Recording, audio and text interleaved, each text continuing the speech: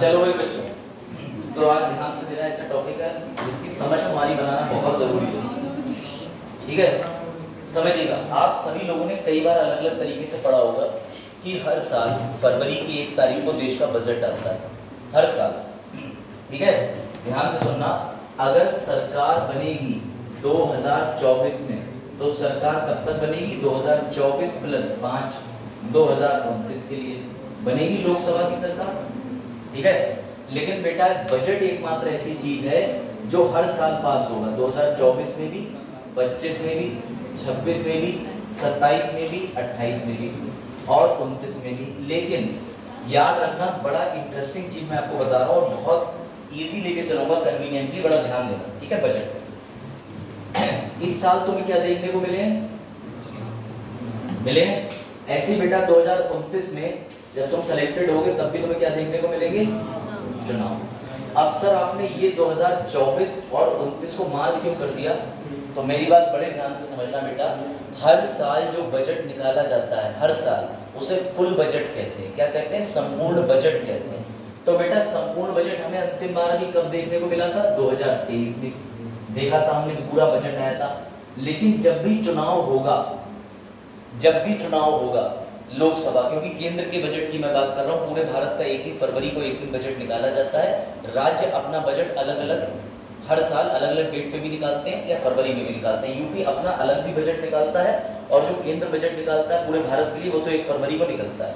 तो बेटा याद रखना, जो चुनाव से दौरान, यानी जब चुनाव होने वाले होते हैं, इससे पूर्व अगर बजट आना है तो बेटा उसी को कहते हैं अग्रिम बजट। क्या कहते हैं? अग्रिम बजट। याद रखिएगा, इसी को इंग्लिश में बोला जाता है इंटरिम बजट। याद रखिएगा। अगर अब मैं आपसे पूछूं 2023 में कौन सा बजट आया था? फुल बजट की अग्रिम? तो सर फुल बजट आया था। अब ध्यान से सुनिएगा, 2024 में इस वर्ष कौन सा बजट है? पूर्ण बजट है कि अग्रिम बजट है? 24 में कौन सा है? अग्रिम। बेटा 2029 में कौन सा होगा? अग्रिम। चलो एक बार फिर से समझ लेना, बड़े प्यार से समझिएगा। सर बजट जो होता है वो कब आता है? प्रति वर्ष। ठीक है, फिर से मैं रिपीट कर रहा हूँ बेटा, बजट जो है वो 2023 की फरवरी में आया होगा। ठीक, अब 2024 के फरवरी में भी बजट पेश करना था। ध्यान देना, इधर बाद में बात कर लेंगे। 2024 के फरवरी में बजट पेश करना था, परंतु ये भी सरकारों को पता था कि किसके 18वीं लोकसभा के चुनाव भी होंगे। 18वीं लोकसभा के चुनाव की घोषणा कब होगी? मार्च में। और जहां तक सरकार कब बन जाएगी? जून में। तो बेटा तुम जरा बुद्धि लगाओ, ये वाला जो बजट है वो 2023 से कितने महीनों के लिए चला होगा? सर पूरे 12 महीने। लेकिन क्या 2024 का बजट फरवरी में शुरू हो रहा है, खत्म कब हो रहा है? जून तक। तो इस बार निर्मला सीतारमण जी ने 52 मिनट जो आकर के तुम लोगों के सामने 1 फरवरी को टेटे बोला है, उनका सीधे कहने का मतलब था कि इस वर्ष चुनाव देखने को मिलेंगे। जिस वर्ष चुनाव देखने को मिलते हैं, सरकार बजट पूरा नहीं निकाल सकती। उस बजट को कहते हैं अग्रिम बजट। क्या कहते हैं? अग्रिम बजट। इसी को प्यार से बोलते हैं वोट ऑन अकाउंट। अब आपको ये वोट ऑन अकाउंट क्या है वो आगे समझेंगे। समझिएगा, अग्रिम बजट। 2019 में कुछ सरकार के चुनाव होने थे, तो बेटा फुल बजट निकाला होगा या अग्रिम? 2019 में चुनाव होने थे उस वर्ष, तो सरकार पूरा बजट निकालेगी या अग्रिम बजट निकालेगी? हाँ, होने थे। मान लो फरवरी में बजट पेश करना है, जून में चुनाव होने, तो कौन सा बजट निकालेगी? वेरी गुड बेटा। 2019 में सरकार ने कौन सा बजट निकाला? अग्रिम। 19 से 5 साल पहले चले जाओ, अग्रिम बजट। जब जब चुनाव होंगे बजट का नाम लिख जाएगा अग्रिम। और बेटा सरकार, अब सुनिएगा बड़ी ध्यान की बात, सरकार इसको अग्रिम बजट ही क्यों बोलती है? अग्रिम को इंग्लिश में कहते हैं इंटरिम। ठीक है, इंटरिम बजट क्यों बोलती है? क्यों? ध्यान से सुनना। ये रहे कृष्णपाल ने 2024 में वित्त मंत्री होते हुए फरवरी में बजट पढ़ने लगे। तो कृष्णपाल जी को एक बात की हिदायत दे दी गई, बोले सुनो, अब की बार नहीं हुआ 400 पार, तो क्या कर लो भाई, समझो बात को। अगर इन्होंने बजट बना दिया फरवरी में और जून में चुनाव है, भाई ये तो जनसत्ता है, लोकतंत्र है, लोगों को लगा घुमा देते हैं, क्या दिक्कत? अगर लोगों ने धोखे से बीजेजेपी पार्टी की जगह INNC पार्टी खुद लिया है सत्ता में, तो बेटा बजट तो तुम्हारा जो है वो चुनाव तक ही बनाओगे, उसके आगे का थोड़ी बना दोगे, जब तुम्हारी सरकारी जून के बाद बदल सकती है। इसलिए चुनाव से पहले जो बजट बनता है बेटा उसे अग्रिम बजट कहलाएगा। समझ गए? यही अंतर है। सर संपूर्ण फुल बजट कब बनेगा? जिस वर्ष चुनाव नहीं होंगे। हर वर्ष सर बजट बनता है? जी हाँ, क्योंकि देश के पैसे के लिए हर साल नीतियां आती हैं, हर साल स्कीम्स बनती हैं। सरकार को हर साल, क्योंकि ये जनता का पैसा होता है, जनता का पैसा एक बार में निकाल के 5 साल के लिए गोवा नहीं जा सकते, प्रति वर्ष निकालना पड़ता है। अब सुनो कुछ और तथ्य मजेदार। पहले मैं आपको सिर्फ बजट से परिचय करा रहा हूँ कि ये बजट है क्या। अभी सब बताऊंगा कि एकवर्थ समिति की सिफारिश क्या थी, क्या कहते हैं, विवेक ओबराय नहीं, विवेक देवराय कौन थे, जिन्होंने नीति आयोग में होते हुए सिफारिश कर दी कि बजट रेलवे को और उसको जोड़ दो। बजट बनता क्यों है, बजट की मांग कैसे करते हैं, और आलिया भट्ट का बजट में क्या रोल है। चलो ये भी बताओ, एक वाला एग्जाम्पल याद आ जाए बच्चे। चलो अब ध्यान देना बेटा, अच्छे से समझिएगा। बजट की अगर बात कर लें, ठीक है, तो गवर्नमेंट को बजट बनाने की, पुरुषोत्तम कल फोन किया था हमने, आज सुबह क्या हुआ? अच्छा चलो कोई, बैठो बच्चों, जल्दी बैठो, टॉपिक तुम्हारा चला जाएगा, इसलिए मैं तुम्हारे चक्कर में रुक जा रहा हूँ, वरना आप तक बजट बनाने की प्रक्रिया में खूब पड़े होते हैं। अंतरिम बजट इसी को बोलना, इस बजट और जो इसमें क्या कहते हैं अग्रिम में अंतर है, बता दीजिए। अंतरिम बजट किसी बोलते हैं? अंतरिम अलग है। अंतरिम बजट की जो आप बात कर रहे हैं इंटरनल हुआ, उसका मतलब तो इंटरनल बजट तो कुछ होता ही नहीं। इसी को अग्रिम इसी बोलते हैं। हाँ अग्रिम, मैंने देखिए बजट और अग्रिम बजट, इसमें अंतर बता दिया। ये तभी बजट देखने को मिलता है जब राज्य के अंदर, सॉरी केंद्र के अंदर चुनाव होता है। अग्रिम को ही हाँ अंतरिम, अच्छा ठीक है, ठीक, इंटरिम बोलोगे अंतरिम बोलोगे एक ही बात, ठीक है ठीक ठीक है ठीक है, राम को इन्होंने आ रहे हैं बोल दिया। चलो अब इधर जरा ध्यान दे लो, सर बजट बनाया ही क्यों जाता है बेटा? बजट की कुछ खास बातों पे ध्यान दे लें। जिसकी सरकार होती है पूरी तरीके से बजट उसके हाथ में होता है। सर कैसे करके? क्योंकि बेटा याद रखना, बजट को लेके एक लिमिटेशन है कि बजट को हमेशा कहाँ प्रस्तुत करा जाएगा? लोकसभा में। बेटा लोकसभा के अंदर अनुच्छेद 110 के अंदर मनी बिल आता है। कौन सा आता है? धन विधेयक। अब याद रखिएगा, बजट को माना धन विधेयक जाता है, परंतु परिभाषा संविधान में है नहीं, लेकिन उसे वित्तीय वार्षिक स्टेटमेंट भी बोलते हैं, एनुअल फाइनेंशियल स्टेटमेंट 112 में आता है। खैर इधर आ जाओ, मान के चलो कृष्णपाल जी की सरकार ने बजट का बिल लोकसभा में प्रस्तुत करा। समझिएगा ध्यान से, भारत में संसद के कितने सदन हैं? बैठ जाओ, डिस्टर्बेंस मत करो, बीच में फ्लो चला जाएगा। इंटरिम बजट जो है वो इमरजेंसी बजट में परिवर्तित हो जाएगा। चलो हाँ भाई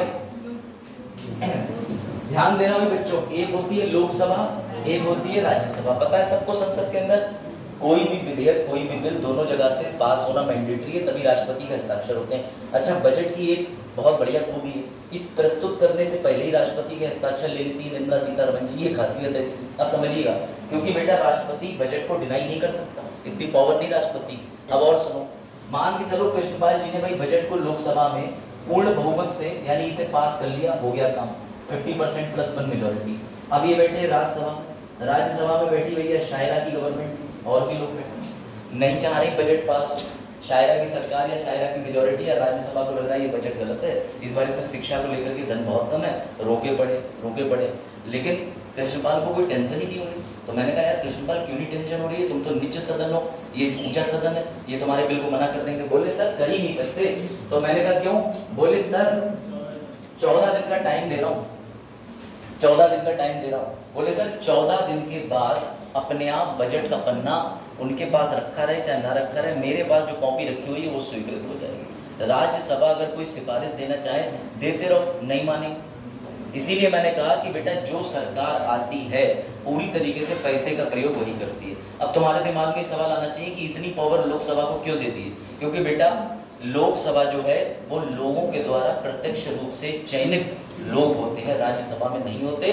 तो ऐसा BR अम्बेडकर साहब ने कहा था कि जिन लोगों के हाथ में धन देना चाहिए जो डायरेक्टली समाज से आते हैं। बात आई समझ?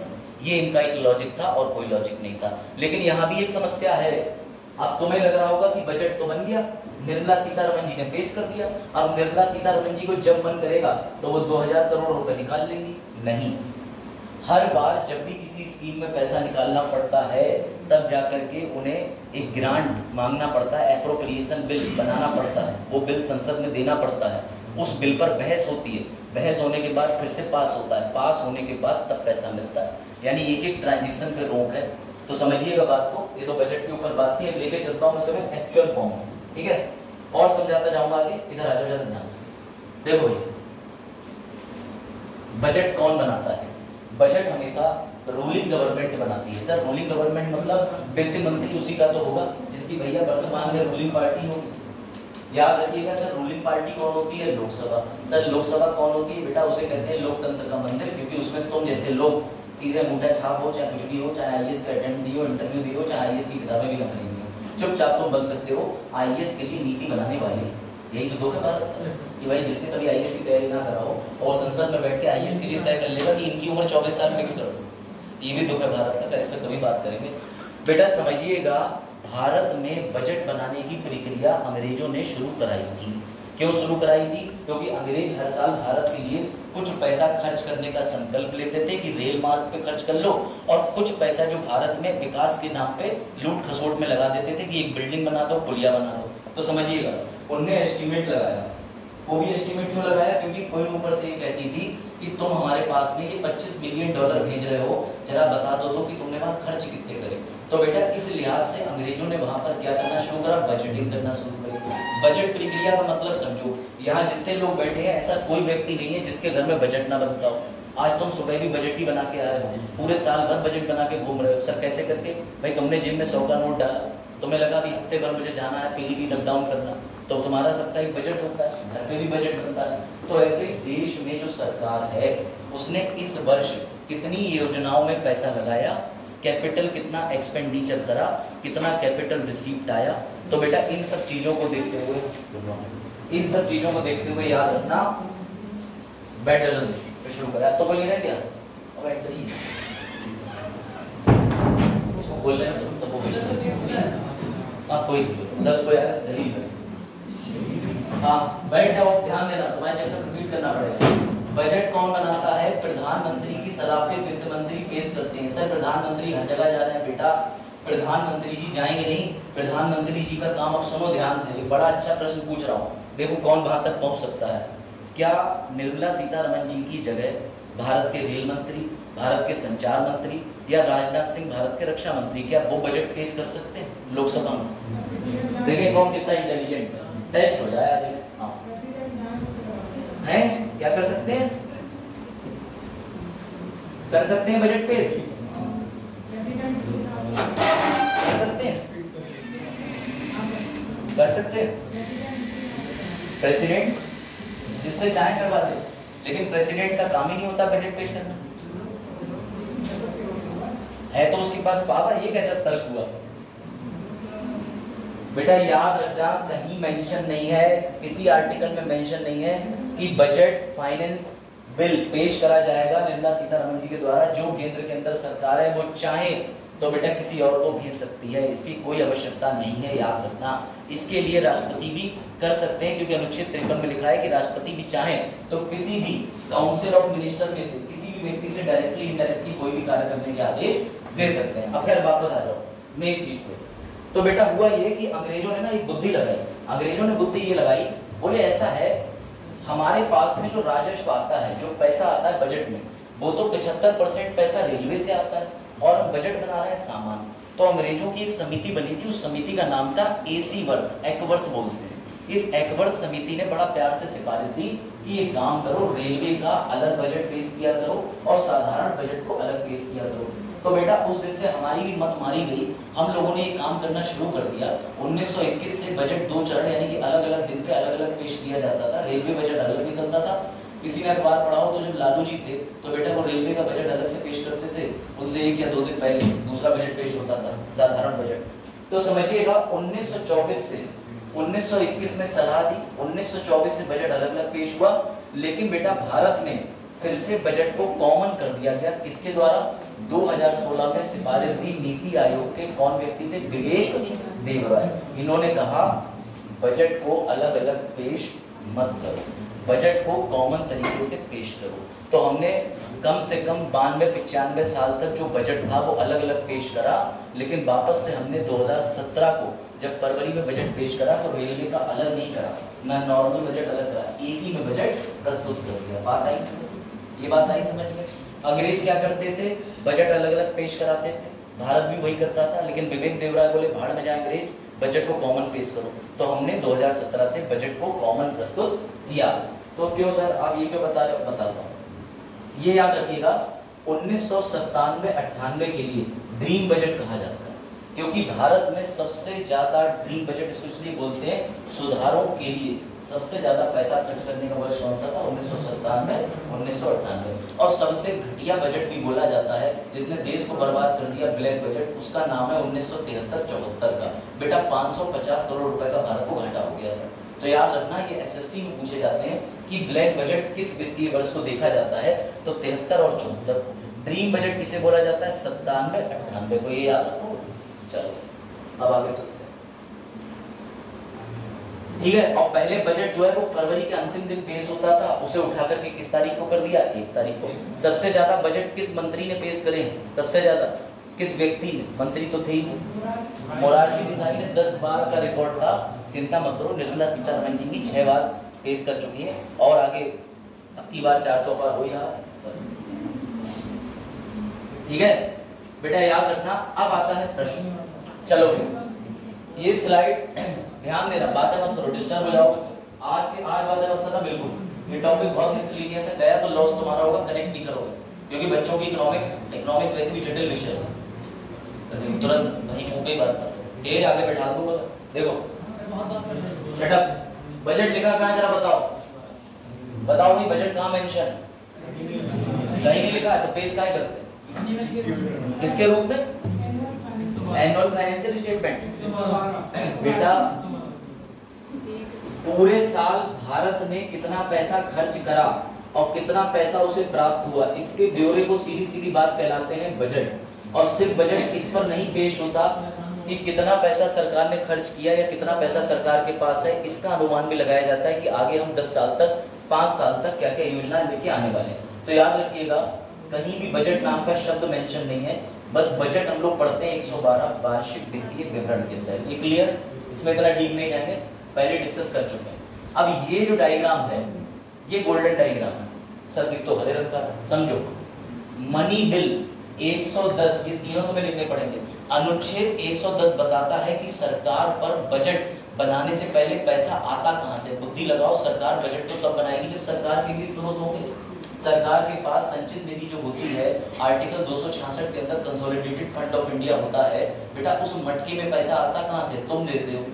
सर हम तो नहीं देते, बिस्किट नहीं खाते हो, आटा नहीं खाते हो, नमक नहीं खाते हो, तो वो जो तुम अप्रत्यक्ष कर दे रहे हो वो सरकार के खजाने में ही तो जा रहा है। और बाकी अपने पापा से दुख पूछो, नहीं तो फिर ईडी सॉरी इनकम टैक्स का नोटिस आ जाएगा। समझ गया ना जो? तो बेटा याद रखना, ये 3 आर्टिकल। पैसा आता कहां से बजट के लिए? 110। बजट पेश कहां करा जाता है, दिखाया कहां जाता है? 112 में। अर्थ नहीं लिखा, निकाला कैसे जाएगा? 114।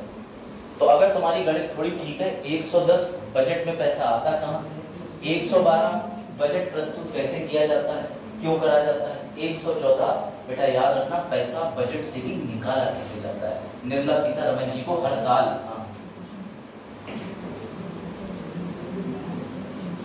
कोई नुकसान, फायदा बस यही है कि टाइम बचता है, गवर्नमेंट रिसोर्सेज बचते हैं, एक ही टीम बनती है, टीम अलग, मैनेजमेंट अलग, समझ जाएंगे।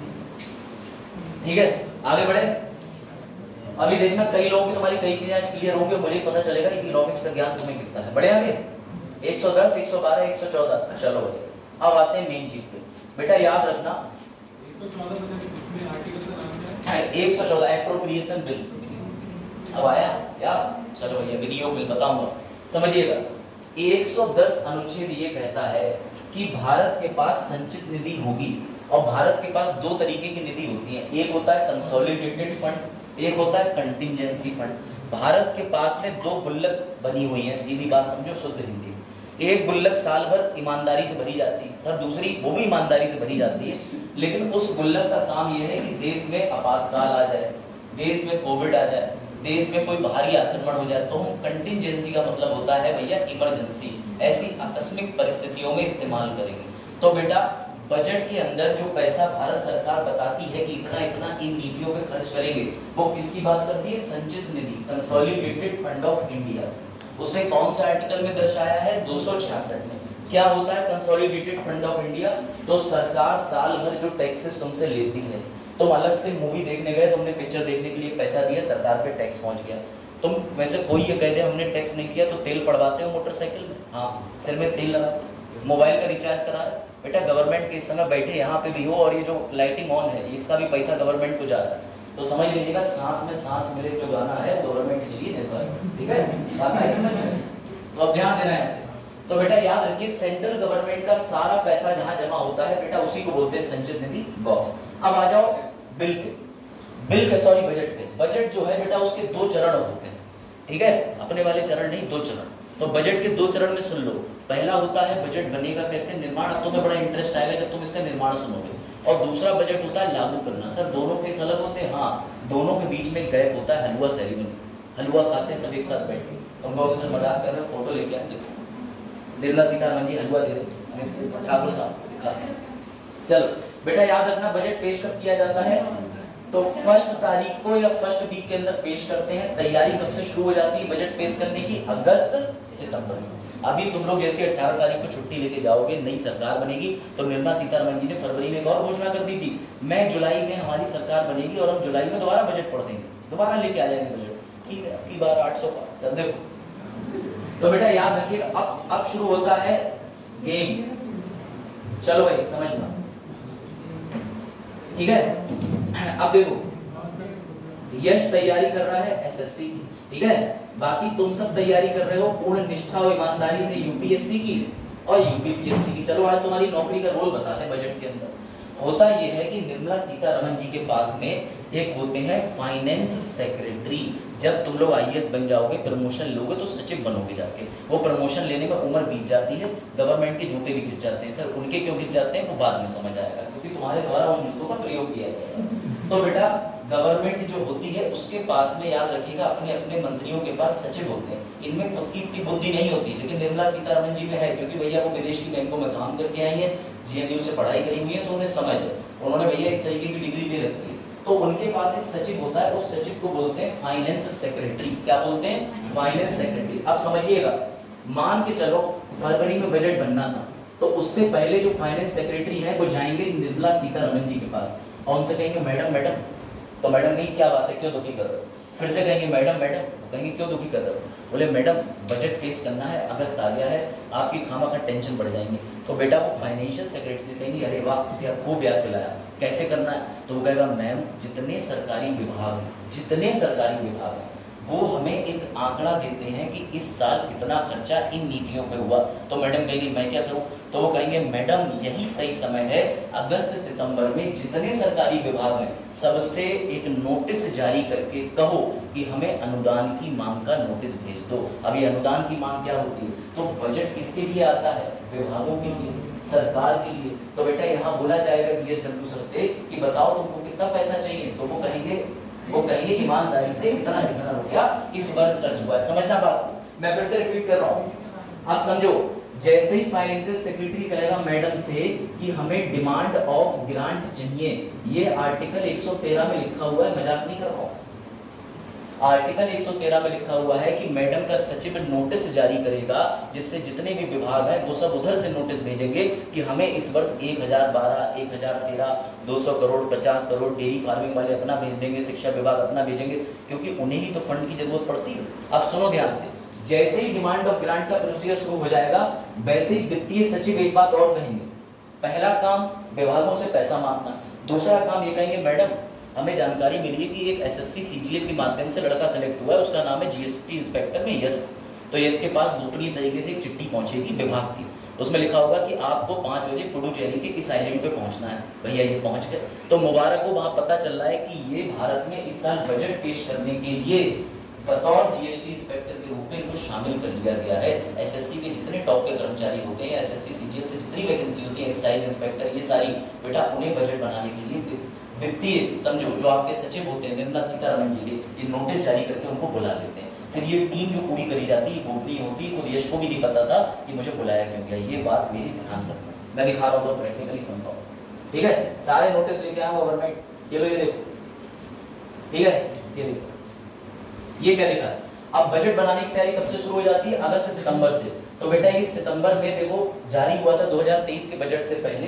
ये किसने जारी किया था? वित्त मंत्रालय ने। इसने क्या नोटिस भेजा कि भैया सुनो, हमें इन इन चीजों की आवश्यकता है। किस किस को ये नोटिस जाता है जरा देख लेना एक बार खुद ही, जितने भी सचिव है सबको जाता है, ये सारे विभाग, पीएम साहब के सचिव को, वित्तीय मंत्रालय के सचिव को, इकोनॉमिक अफेयर्स डिपार्टमेंट के सचिव को, रेवेन्यू को, नीति आयोग को, सबको जाता है, हर जगह जाता है कि भैया ऐसी ऐसी बात है, अब हम बनाने जा रहे हैं ये क्या है? डिपार्टमेंट। ये सभी डिपार्टमेंट से क्या मांग हुई? अनुदान की मांग। इसे क्या बोलते हैं? अनुदान की मांग, डिमांड ऑफ ग्रांट। क्योंकि जितने विभाग इनके पास में आंकड़ा लिख के भेजेंगे तभी तो ये बजट बनाएंगे। जब तक तुम्हें पता ही नहीं है कि तुम्हारा बेटा इस बार 18 साल का हो गया, लाइसेंस के 3500 रुपए भी जाएंगे, तुम तो 200 रुपए देकर के घुसते जाओ लॉलीपॉप खाओ। अब अगर पापा आई है माई ओन खर्चे, इस बार मेरे संग में बीए बीयू भी घूम रहे हैं तो उनके लिए भी अलग से 600 रुपए दे दो भाई, कुछ भी हो सकता है, जीवन है उसका। 18 साल से ऊपर आर्टिकल 21 निष्ठा का अधिकार, समझो मेरी बात को। तो बेटा इस बार हो सकता है मोदी जी तो कह के चले गए, अब की बार लोकल फॉर वोकल, नई एजुकेशन नीति 2020। तो भैया जो उसकी समिति है वो जब बजट बनेगा तो कहेगी मोदी जी के अनुसार 1.35 लाख करोड़ का खर्चा आ रहा है शिक्षा में नए सुधार करने के लिए, मम्मी मुझे पैसे दो। तो मम्मी के पास पैसे का आंकड़ा होगा तभी तो मम्मी दे पाएंगी। बेटा इसी चीज को कहते हैं डिमांड फॉर ग्रांट। बहुत बेसिक चीज समझा रहा हूँ, ध्यान से समझना। जो भी डिपार्टमेंट है वो बेटा दो चीजें भेजेगा। अब मम्मी बहुत बड़ी वाली, मम्मी ये कहेंगी पिछले साल भी तो 800 करोड़ दिया था, चारा खा गई क्या भैंसी? लालू प्रसाद यादव पे चला गया, समझो। तो बेटा जितने विभाग है उन्हें दो चीजें भेजनी पड़ेगी।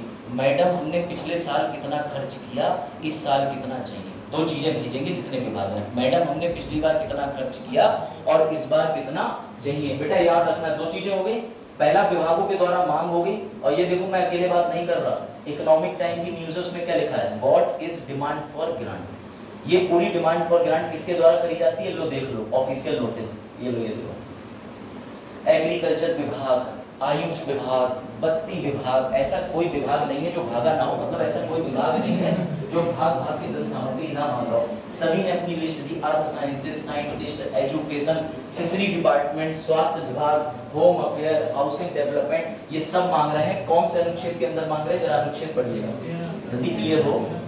इससे अच्छा तो अपना प्रोजेक्टर था, उसमें तुरंत क्लियर हो जाता था। कोई नहीं स्मार्ट बोर्ड है, मेरे जितना स्मार्ट नहीं है। अब बेटा ये देखो एस्टीमेट, ये रहा, देखो भाई पीडीएफ है, खुलना जरूर चाहिए। अरे होगा होगा देखो। अब इसमें दो चीजें देखो, कोल मंत्रालय ने क्या बताया कि मम्मी यानी मैडम हमने पिछले साल 2022-23 में आपने भेजे थे 1067 करोड़, हमने ईमानदारी से खर्च करे 800 करोड़ खर्च हो गए, इतने बचे हैं।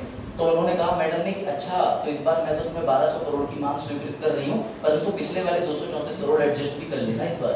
तो बेटा जितने विभाग हैं वो मांग करते हैं और उस मांग को करने के बाद ये पूरा एस्टीमेट बनता है। जल्दी आ जाओ, सुनिए बिना बोले बैठ जाओ। लो भैया इस प्रश्न का उत्तर देने का प्रयास करें। 2022 के बिहार के पब्लिक सिविल सर्विसेज का जो क्वेश्चन था उसका उत्तर देने का प्रयास करो।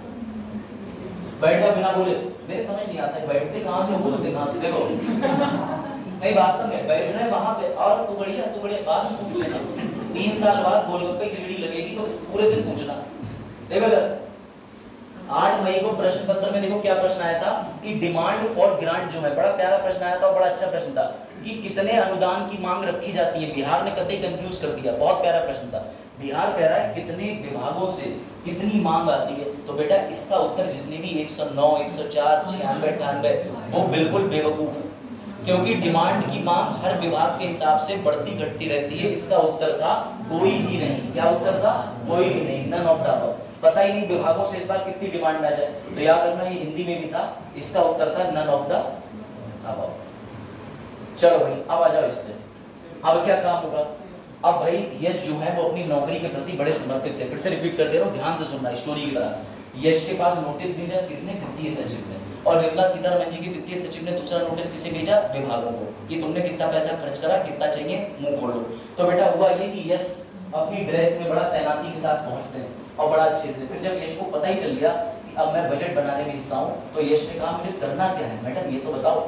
मैडम बोली को वित्तीय सचिव बता देंगे, वही IAS PCS है, मैं तो सिर्फ JNU में पढ़ूंगी। तो बेटा चलिए गए उनके पास में, समझिएगा। जब ये पहुंचे तो वित्तीय सचिव ने इनसे ये कहा सुनो अब हमें बैठ के बनाना है अनुमान। तो इन्होंने कहा कैसा अनुमान? बोले अरे बुद्धू दिमाग लगाओ, बजट से एक दिन पहले एक सर्वे भी आता है जिसे क्या बोलते हैं आर्थिक सर्वे। हमें मैडम को एस्टीमेट बना के पहले से देना पड़ेगा ताकि मैडम को भी एक आइडिया हो जाए कि इस साल बजट में ये बिंदु आ रहे हैं। तो बेटा अब यश जैसे 20-22 ऑफिसर सबके सब लग जाएंगे और उन्हें जोड़ दिया जाएगा व्यय विभाग से, डिपार्टमेंट ऑफ एक्सपेंडिचर से। इस डिपार्टमेंट का क्या काम है ये 4 चीजें बताएंगे। बेटा इन चारों चीजों की ट्रिक है तुम्हारे ARO का पेपर, ये याद रखना ARO बनेगा, ठीक है।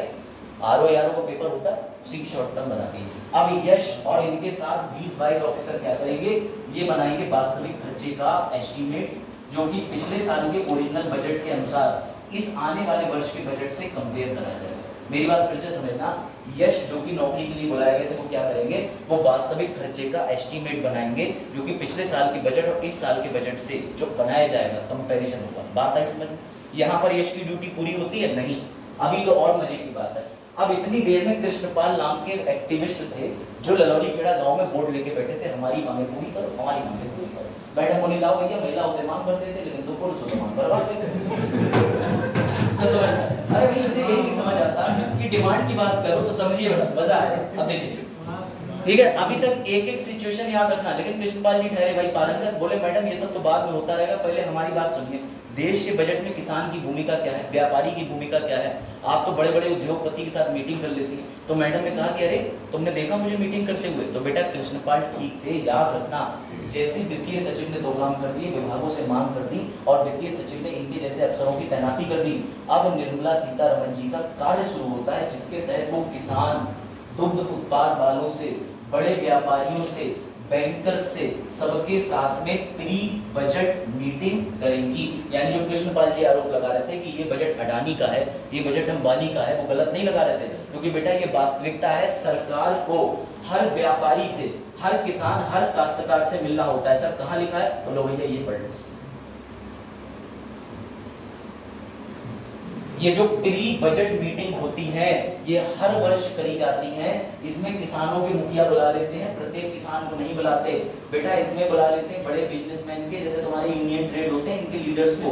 हल्के से आपको देखेंगे कि अडानी जी पहुंचे, उसके बाद मैडम से कहा मैडम हम तो सौर ऊर्जा पे इस साल चाह रहे हैं कि इतना इतना भारत ऐसे ऐसे करके हो जाए तो जरा हमें भी लाभ हो जाए, और जम्मू कश्मीर से हम निकालना चाह रहे हैं वो बैटरी चालित चीजों के लिए लिथियम का भंडार, तो 370 को इधर उधर करवा दो। समझो बात को। तो बेटा ये जो जितनी मीटिंग्स होती हैं, इन मीटिंग्स के अंदर निर्मला सीतारमण जी सभी व्यापारियों से बैठ के बात करती हैं। तो जो आरोप लगा रहा है वो गलत नहीं, सत्यता है।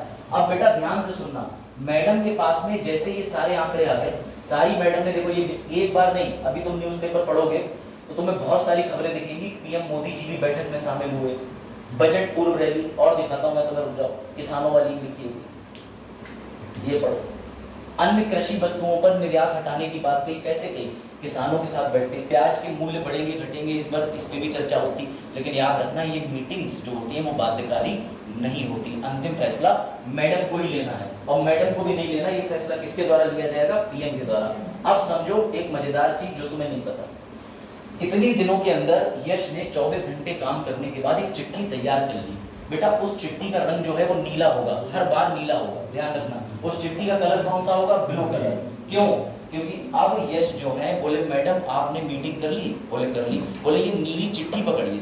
तो मैडम ने कहा ये क्या है? बोले मैडम इस चिट्ठी को एक ही बार में पढ़ के आपको जलाना पड़ेगा। बेटा ये नियम है। तो मैडम ने कहा क्यों जलाना पड़ेगा? बोले मैडम ये ब्लू शीट है, इसमें इस साल कितनी मांग करी गई है विभाग के द्वारा, कितना हम पे पैसा है, कितना देंगे, ये चिट्ठी बाहर दी जानी चाहिए। और ऐसा ही होता है, जैसी वो ओरिजिनल कॉपी मैम को दी जाती है उसकी एक कॉपी एक जगह सील कर दी जाती है, लेकिन वो ओरिजिनल ब्लू शीट को तुरंत जला दिया जाता है। It is submitted to fire, ध्यान रखना। तभी अचानक से प्रीति ने कहा तो मैं आरटीआई लगा करके उस ब्लू शीट की जानकारी मांग लूंगी। नहीं, आरटीआई काम नहीं करती, सुप्रीम कोर्ट मांग नहीं सकता, पूरी तरीके से लेजिस्लेटिव डोमिनेंस होता है। मेरी बात समझना, मैडम को जो शीट यश की टीम ने बना के दी वो सारी चीजों का खर्चा है, क्योंकि अगर वो देश से बाहर चली गई या देश के अंदर व्यापारी पे चली गई तो शेयर मार्केट अप डाउन हो जाएगा बच्चों। पता चल जाएगा पहले से विभाग को कि क्या नीतियां हैं, क्या चीजें हैं, क्योंकि बजट बहुत ही गोपनीय रखा जाता है, बजट को पब्लिकली नहीं सुनाते हैं, ध्यान समझना। तो बेटा याद रखिएगा, ये प्रश्न आ चुका है कि बजट की रीढ़ की हड्डी किसे कहते हैं, ब्लू शीट को। तो आप कहोगे सर ये कहां लिखा है, ये लो ओरिजिनल बजट। इस ओरिजिनल बजट के अंदर एक टर्म लिखा हुआ है, हर साल जो बजट छपता है उसके अंदर कुंजी शब्द होते हैं, कीवर्ड। तो बेटा कीवर्ड के अंदर बजट में लिखा होता है ब्लू शीट। इस ब्लू शीट को जला दिया जाता है, सीक्रेट रखी जाती है वित्तीय मंत्री के द्वारा, इसी को कहते हैं backbone of the whole budget. ये बातें तुम्हें कहीं नहीं मिलेगी, क्योंकि ओरिजिनल बजट की स्टडी करने के बाद ये सब पता चलता है। मैं इसलिए बार बार कह रहा हूं, बहुत ध्यान देना, ये लेक्चर गया तो गया। अब समझिएगा, अब ऐसे करते करते अगस्त सितंबर से आ जाता है जनवरी का महीना। मैडम को फरवरी में बजट पेश करना है, बजट के लिए सारी तैयारियां हो गई। तो अब मेरा तुमसे एक ही शब्द आएगा कि बजट की परिभाषा क्या है। अगर कभी यूपीएससी क्वेश्चन बनाते कि what do you mean by budget, तो समझिएगा बजट का सीधा मतलब होता है, हाँ,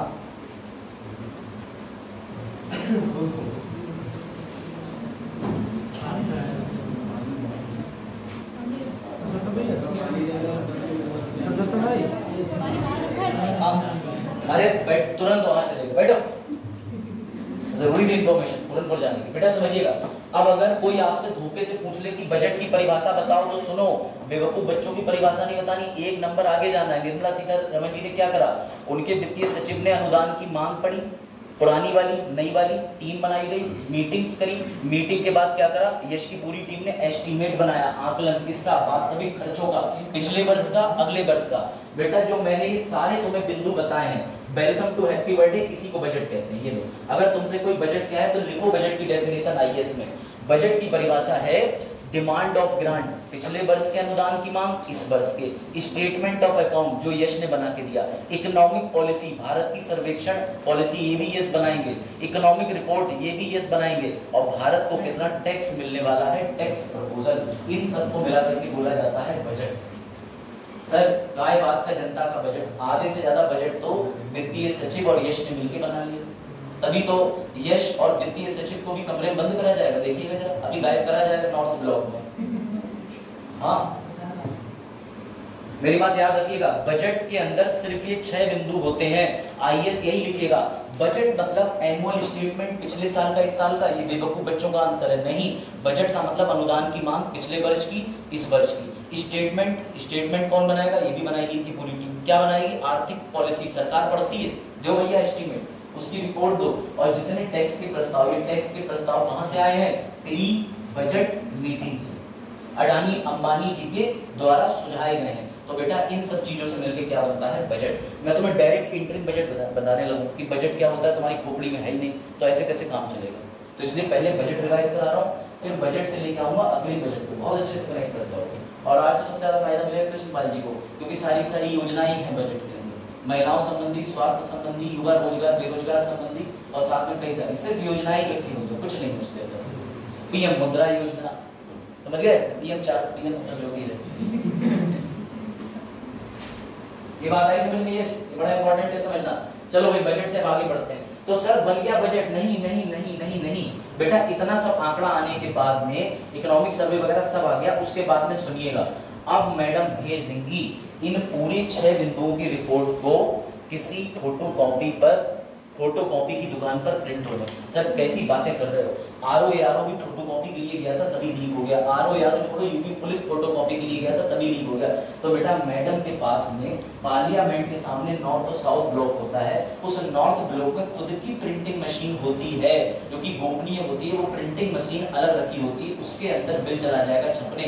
लेकिन सर क्यों मजाक कर रहे हो, इस बार तो बिल छपा ही नहीं था, पिछले साल भी नहीं छपा था। क्यों बेटा, क्यों नहीं प्रिंट हुआ, क्योंकि अब भारत में डिजिटल बजट पेश होता है। तो अब ये प्रिंटिंग की प्रोसीजर क्या हो चुकी है, खत्म। अब मैडम क्या कहेंगी, मैडम कहेंगी हम सब भारतीय हैं। तो कलीम बोले हाँ, तो बोले भारत में एक दस्तूर है, जैसे ही कलीम जा रहे थे एसएससी सीएचएसएल का पेपर देने, ग्रेजुएशन ही नहीं बेचारा अभी, तो कहां से दे देगा, सीएचएसएल देगा। जैसे ही सीएचएसएल देने जा रहे थे, मम्मी बोली दही चीनी खाते जाओ। अब इन्हें दही चीनी खाने से ज्यादा तो एडमिट कार्ड की टेंशन थी, तो खाते खाते 2 बूंद उस पर भी गिरा एडमिट कार्ड पे। लेकिन कोई बात नहीं, भारत में एक मान्यता है, हर धर्म क्या होगी ऑलमोस्ट, कि अच्छा कुछ करने से पहले कुछ मीठा हो जाए। इसी बात पे कैडबरी ने विज्ञापन चलाया था, अमिताभ बच्चन का विज्ञापन निकल कहीं और गया था, ठीक है, तो समझना बात। समझिएगा बेटा। तो निर्मला सीतारमण जी क्योंकि भारत की ही वित्त मंत्री है, तो भारत के अंदर एक नियम है, एक परंपरा है, एक ट्रेडिशन है, कुछ भी अच्छा करने से पहले मीठा खाया जाए तो मुबारक हो। ये पूरा काम होने के बाद होती है हलवा सेरेमनी, बाकायदा बड़ी सी कढ़ाई के अंदर। निर्मला सीतारमण जी खुद नहीं बनाती हैं, बनाते हलवाई हैं, लेकिन वो सर्व कर देती हैं दूसरों को। सर काहे मजाक कर रहे हैं, तो बेटा समझिएगा ये लगे तो क्या लगा मजाक करूंगा, ऐसे मजाक नहीं करता मैं। एक एक शब्द मेरा जो है वो कॉपी किताबों में लिखे गए हैं। बेटा ये देखो बगल में आपको पता है कि इस समय कौन है, इनके बारे में जानते हो, अमिताभ ठाकुर नाम है ना, ये मंत्री अनुराग सर, हाँ राज्य मंत्री अनुराग। बेटा ये देखो ये चल रहा है मैडम का हलवा। अब ये हलवा खाने के बाद यश ने अपनी वाइफ को फोन करा तुरंत, बोले सुनो आप पता नहीं हम लोग कब मिल पाएंगे। अरे सुनो तो वो कौन सा अभी विभाग में पहुंच गया है, अच्छा वो भी भविष्य से तो और आगे चल रहे हैं। सुनो अब यश ने यहाँ पहुंचने के बाद अपनी बीवी को फोन मिलाया और बीवी से फोन मिला के रोने लगे, बोली क्या हो गया बीए बीएचयू क्यों रो रहे हैं, ठीक है तो समझो अरे बीएचयू विश्वविद्यालय की बात हो रही है। तो इन्होंने कहा मैं इसलिए रो रहा हूँ आज से मेरा फोन बंद हो जाएगा, जैमर लगे हुए हैं। तो बोले वीडियो कॉल, बोले वो भी नहीं हो पाएगी। बोले क्यों, बोले आज हलवा खाया जा रहा है। तो उन्होंने कहा हलवा खा रहे हैं तो खुशी की बात है, थोड़ा इधर भी ले लेना। बोले यही दुख की बात है, आज के दिन हमारे ऊपर हलवा खिलाने के बाद एक ताला लेकर के सील कर दिया जाएगा नॉर्थ ब्लॉक के बेसमेंट में, और वो बेसमेंट के अंदर जब इनके जैसे 20-22 कर्मचारी जो पूरी टीम गोपनीय तरीके से उठाई गई थी वो सब नॉर्थ ब्लॉक के बेसमेंट में बंद हो जाएंगे जब तक बजट पेश नहीं होता पूरी तरीके से। और देखो बेटा तुम्हें क्या लग रहा है, अब यश अपने पैर के मोजे में एक फोन छुपा के ले गए, बोले मैं चुप्पे से फोन कर लूंगा। तो बेटा सुनो इनके ऊपर निगरानी किसकी है, पढ़ो जब किसे पढ़ो, अरे पढ़ो तो सीसीटीवी नहीं, 24 घंटे निगरानी, संगरोध अवधि के दौरान अपने प्रियजनों के साथ कोई सीधा संपर्क नहीं, पर्यवेक्षित फोन कॉल, यानी आपातकालीन स्थिति में कोई मर जाए कुछ हो जाए तो बेटा वो भी कॉल आईडी के माध्यम से होगी। सीसीटीवी का मजबूत नेटवर्क, सूचना रिसाव को रोकने के लिए electronic jammer, full proof cyber सुरक्षा, अन्य बातों के अलावा केवल वित्त मंत्री इनके रूम में एंटर हो सकती है, बाहर जा सकती है। ये नॉर्थ ब्लॉक के बेसमेंट के अंदर बंद कर दिए जाते हैं। और बेटा ये प्रक्रिया ऐसी है क्योंकि एक बार कोई एक कर्मचारी धोखे से मसाला खाने बाहर चला गया था, भारत में तंबाकू खाने वाले ज्यादा होते हैं ना, तो 1980 में एक बार धोखे से बजट लीक हो गया, दोबारा बनाना पड़ा, पूरी टीम की मेहनत लगी। तो इन्होंने ये निर्णय ले लिया ठीक है कि अब जब भी करेंगे हम तो भैया सबको बाहर से सील कर देंगे। अब सुनो मजे की बात, अब तुम्हें लग रहा होगा सर ये तो बजट बन गया, अब क्या होगा। हलवा खाने के बाद निर्मला सीतारमण जी लौट नहीं होंगी, उनके दिमाग में पूरा मास्टर प्लान है। जो ध्यान रखना तो बेचारे सीधे मासूम कर्मचारी को उनकी नई शादी हुई थी उससे दूर कर दिया, समझिएगा। ये बेचारे 15 दिन की छुट्टी पे चले गए, और वो भी ऐसी छुट्टी पे कि घर में कुछ भी हो जाए, सिलेंडर भी ना जल रहा हो, समझ रहे, तब भी इनको कुछ पता नहीं। अब आ जाओ इधर, हुआ क्या समझिए मजे की बात।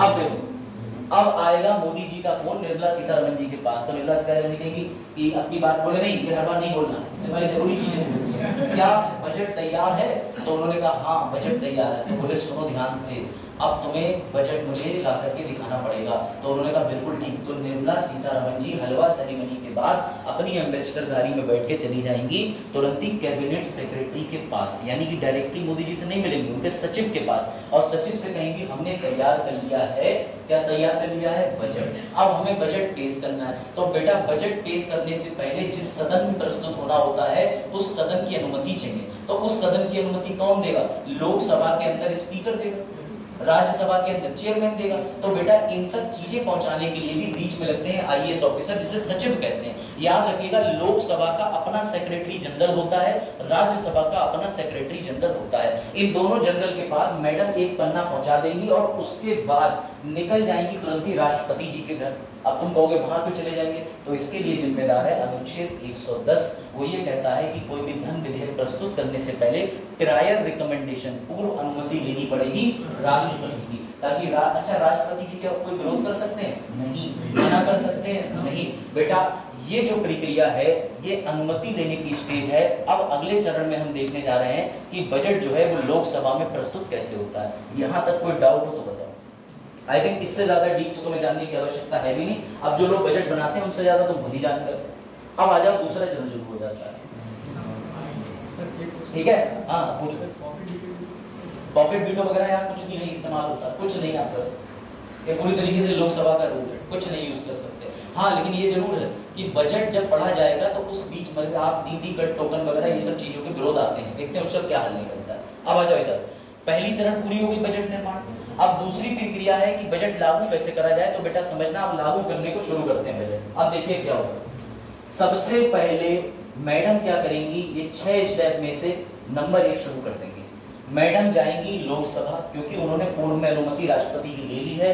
लोकसभा के सेक्रेटरी जनरल के पास जानकारी पहुंच गई है, स्पीकर की अनुमति मिल चुकी है। वो जाएंगी, सबसे पहले बजट पढ़ेंगी, जो कि आपने देखा था इस बार मैडम ने 2 घंटे 52 मिनट पढ़ डाला था 2022-23 के अंदर। ठीक है, इतना लंबा बजट पढ़ डाला था, क्योंकि अभी तक रिकॉर्ड था उनसे पहले पढ़ने का अपने पुराने एक्स वित्तीय मंत्री मनमोहन सिंह जी के पास। वो पीएम भी रहे, वित्तीय मंत्री भी रहे, आरबीआई के गवर्नर भी रहे। तो बेटा उन्होंने 18,650 कुछ शब्द थे, उन शब्दों की डिलीवरी करी थी, जिसमें अच्छा खासा समय लगा। लेकिन मैडम ने उनका रिकॉर्ड भी तोड़ दिया, विश्व रिकॉर्ड बन गया इनका 2 घंटे कुछ मिनट का, 2.25 घंटे के आसपास। तो मैडम ने ये पढ़ना शुरू करा। आप समझिए, जैसे ही मैडम ने लोकसभा के अंदर ये बिल पढ़ा, क्योंकि ये धन विधेयक जरूर है परंतु ये बिल भी है, और बिल पर एक प्रक्रिया होती है, वो होती है आई ऑब्जेक्ट, यानी कि इसका मतलब बिल पर विरोध करने वाले लोग भी बैठे होते हैं। तो याद रखिएगा, इस बिल पर जनरल डिस्कशन शुरू हो जाएगा।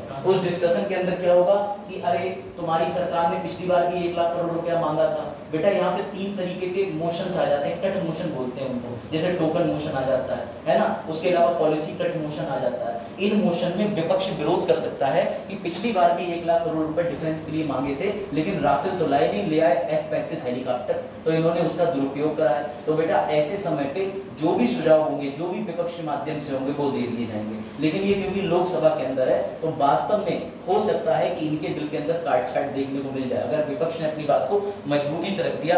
लेकिन कभी भी ऐसा हो ही नहीं पाता। क्यों?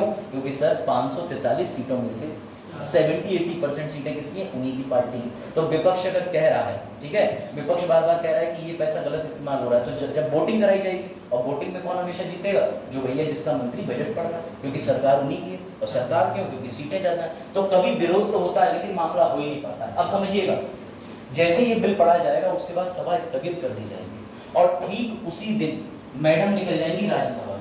ये नियम है, जिस दिन लोकसभा में पढ़ा जाता है उसी दिन राज्यसभा में पढ़ा जाता है। मैडम निकल जाएंगी। इतना पढ़ने के बाद बेटा अगले दिन क्या होगा? वापस से अनुदान की मांग करी जाएगी। अब ये अनुदान की मांग क्या होती है? मैडम फिर लोकसभा में जाएंगी, कहेंगी मैंने सबको बजट पढ़ के सुना दिया, अब मैं आप लोगों के सामने एक बिल प्रस्तुत करने जा रही हूँ। क्यों?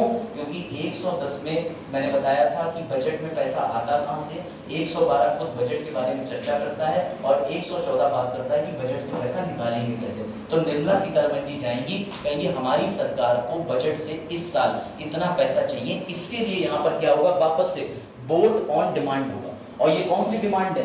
जो विभागों के द्वारा भेजी गई थी। हो सकता है इन डिमांड पे स्वीकृति मिल जाए, हो सकता है इन डिमांड पे स्वीकृति ना मिले। आप समझिएगा, इसके बाद अंतिम स्टेज आ जाती है एप्रोप्रिएशन बिल की। मैं तुम्हें समझाता हूँ, थोड़ा आगे आकर देखना इसको। स्पीच हो गई मैडम की, एक बार जरा इसका उत्तर दे दो फटाफट से। बहुत बेसिक प्रश्न है, जल्दी जल्दी जल्दी। भारत सरकार का प्रतिनिधित्व कौन करता है? भारत सरकार का प्रतिनिधित्व कौन करता है? तो बेटा कौन करता है? वित्त मंत्री। भाई यही तो पेश कर रहे हैं, आप समझिएगा ध्यान से, ठीक है?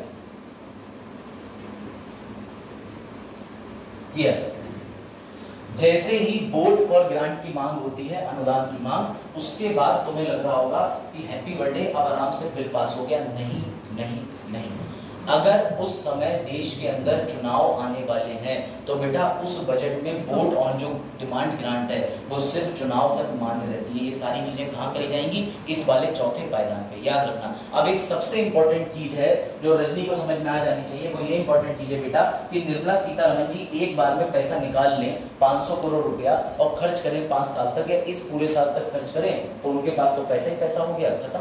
ऐसा नहीं होता है। हर बार जिस भी नीति, हर बार जिस भी चीज के लिए पैसा निकालना है सरकार को, तो उसे हर बार जाना पड़ेगा एक बिल लेके, उसे बोलते हैं एप्रोप्रिएशन बिल। ये बिल क्या होता है बेटा? इस बिल में लिखा होगा कि इतना फंड जारी करने की कृपा करें, यानी ताकि कोई भी मंत्री अपने मंत्रालय में दुरुपयोग ना कर ले। हर बार ट्रांजेक्शन पे पास होगा, सभी लोग बैठेंगे, वोटिंग पड़ेगी, तो हर उस ट्रांजेक्शन पे वोटिंग पड़ती है। तो कई बार सरकार की नीतियों में विलंब क्यों हो जाता है? क्योंकि पैसा ऊपर से आ ही नहीं आता, ये वोट और ग्रांट मांगते हैं, याद रखिएगा, ठीक है? तो अभी एक बेसिक चीज है, इसके अलावा एक और पीडीएफ है मैं देख लेता हूं उसमें कुछ रह गया हो, फिर इंटरिम बजट पे स्विच करते हैं। बजट फाइनल आलिया भट्ट का रोल रहेगा ना? हाँ पता था मुझे, इन्हें तो जरूर जानना। चलो ये बता दें, आलिया भट्ट का रोल बता दें, ठीक है?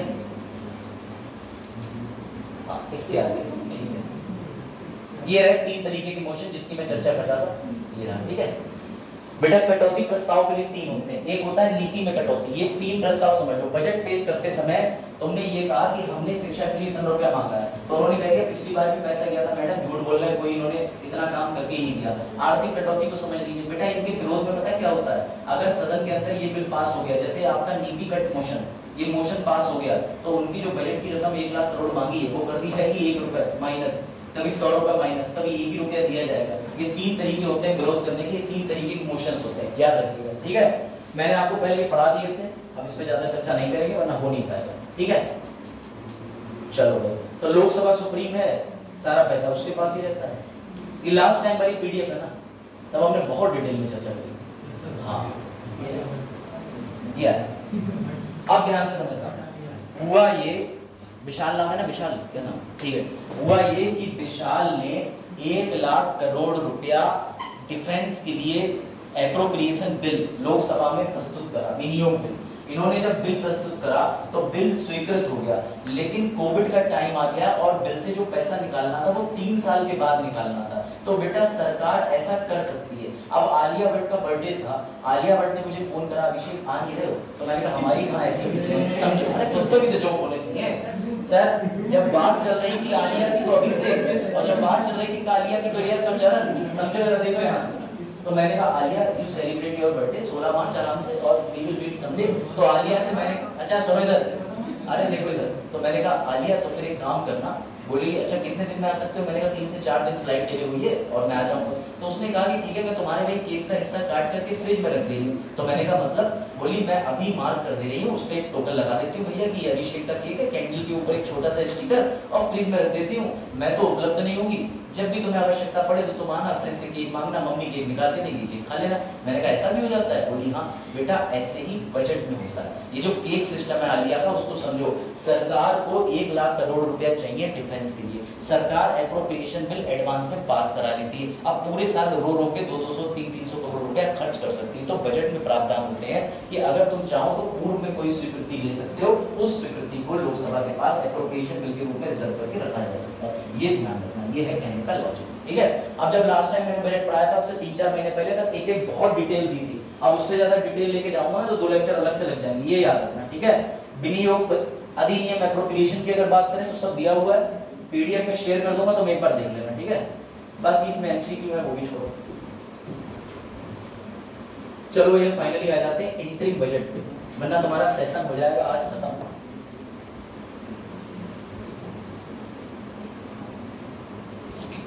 चलो इस पे आ जाए। अच्छा अब ये तो सबको पता चल गया होगा ना कि इंटरिम बजट तब बोलते हैं जब चुनाव का वर्ष होता है। निर्मला सीतारमण जी ने इस बार अपने भाषण के 52 मिनट लंबे भाषण में जिक्र करा कि भैया जो बजट प्रस्तुत होगा वो हम दोबारा से जुलाई में करेंगे। क्यों? क्योंकि अभी हम चुनाव के समय तक का ही बजट लेके आ रहे हैं। अब समझिएगा, इंटरिम बजट पढ़ने से पहले एक खास खूबसूरत की बात जो मैं तुम्हें रिपीट कर चुका हूं, अब नहीं बोलूंगा। बजट का जिक्र कहां है, परिभाषित कहां है, सब कहीं नहीं। कहां से एनुअल फाइनेंशियल स्टेटमेंट बोला जाता है? 112 से, ठीक है? ये भी मैं बता चुका हूं। बजट जो है वो प्रस्तुत फरवरी में क्यों किया जाता है? क्योंकि बिल्कुल क्लियर कट सीन है, हिंदू नववर्ष को मान्यता देते हैं ये लोग। ये कहते हैं कि ज्यादातर राज्यों के नववर्ष जो है वो चैत्र माह में ही शुरू होते हैं। उसका उदाहरण भी मैं लेके आया हूं, तो याद रखिएगा वित्तीय वर्ष कब से कब तक होता है? 1 अप्रैल से 31 मार्च होता है। ज्यादा से ज्यादा हिंदू भी या किसी तरीके के जो नए साल होते हैं वो तो मैं दिखा देता हूँ।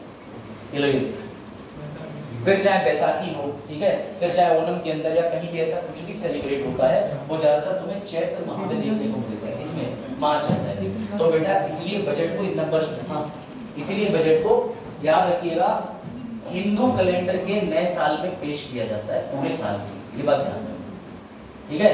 इस बार हिस्टोरिक स्पीच थी, इन्होंने 2.25 घंटे आसपास बोला है। इन्होंने 18,650 का इनके नाम रिकॉर्ड था, ये रिकॉर्ड मैडम ने तोड़ दिया, ये याद रखना, ठीक है? चलो दूसरी बात ये रही, सबसे ज्यादा बार बजट प्रस्तुत करने का रिकॉर्ड किसके नाम है? मोरारजी देसाई। दूसरे नंबर पे भी देख लो किसके नाम है? पी चिदंबरम।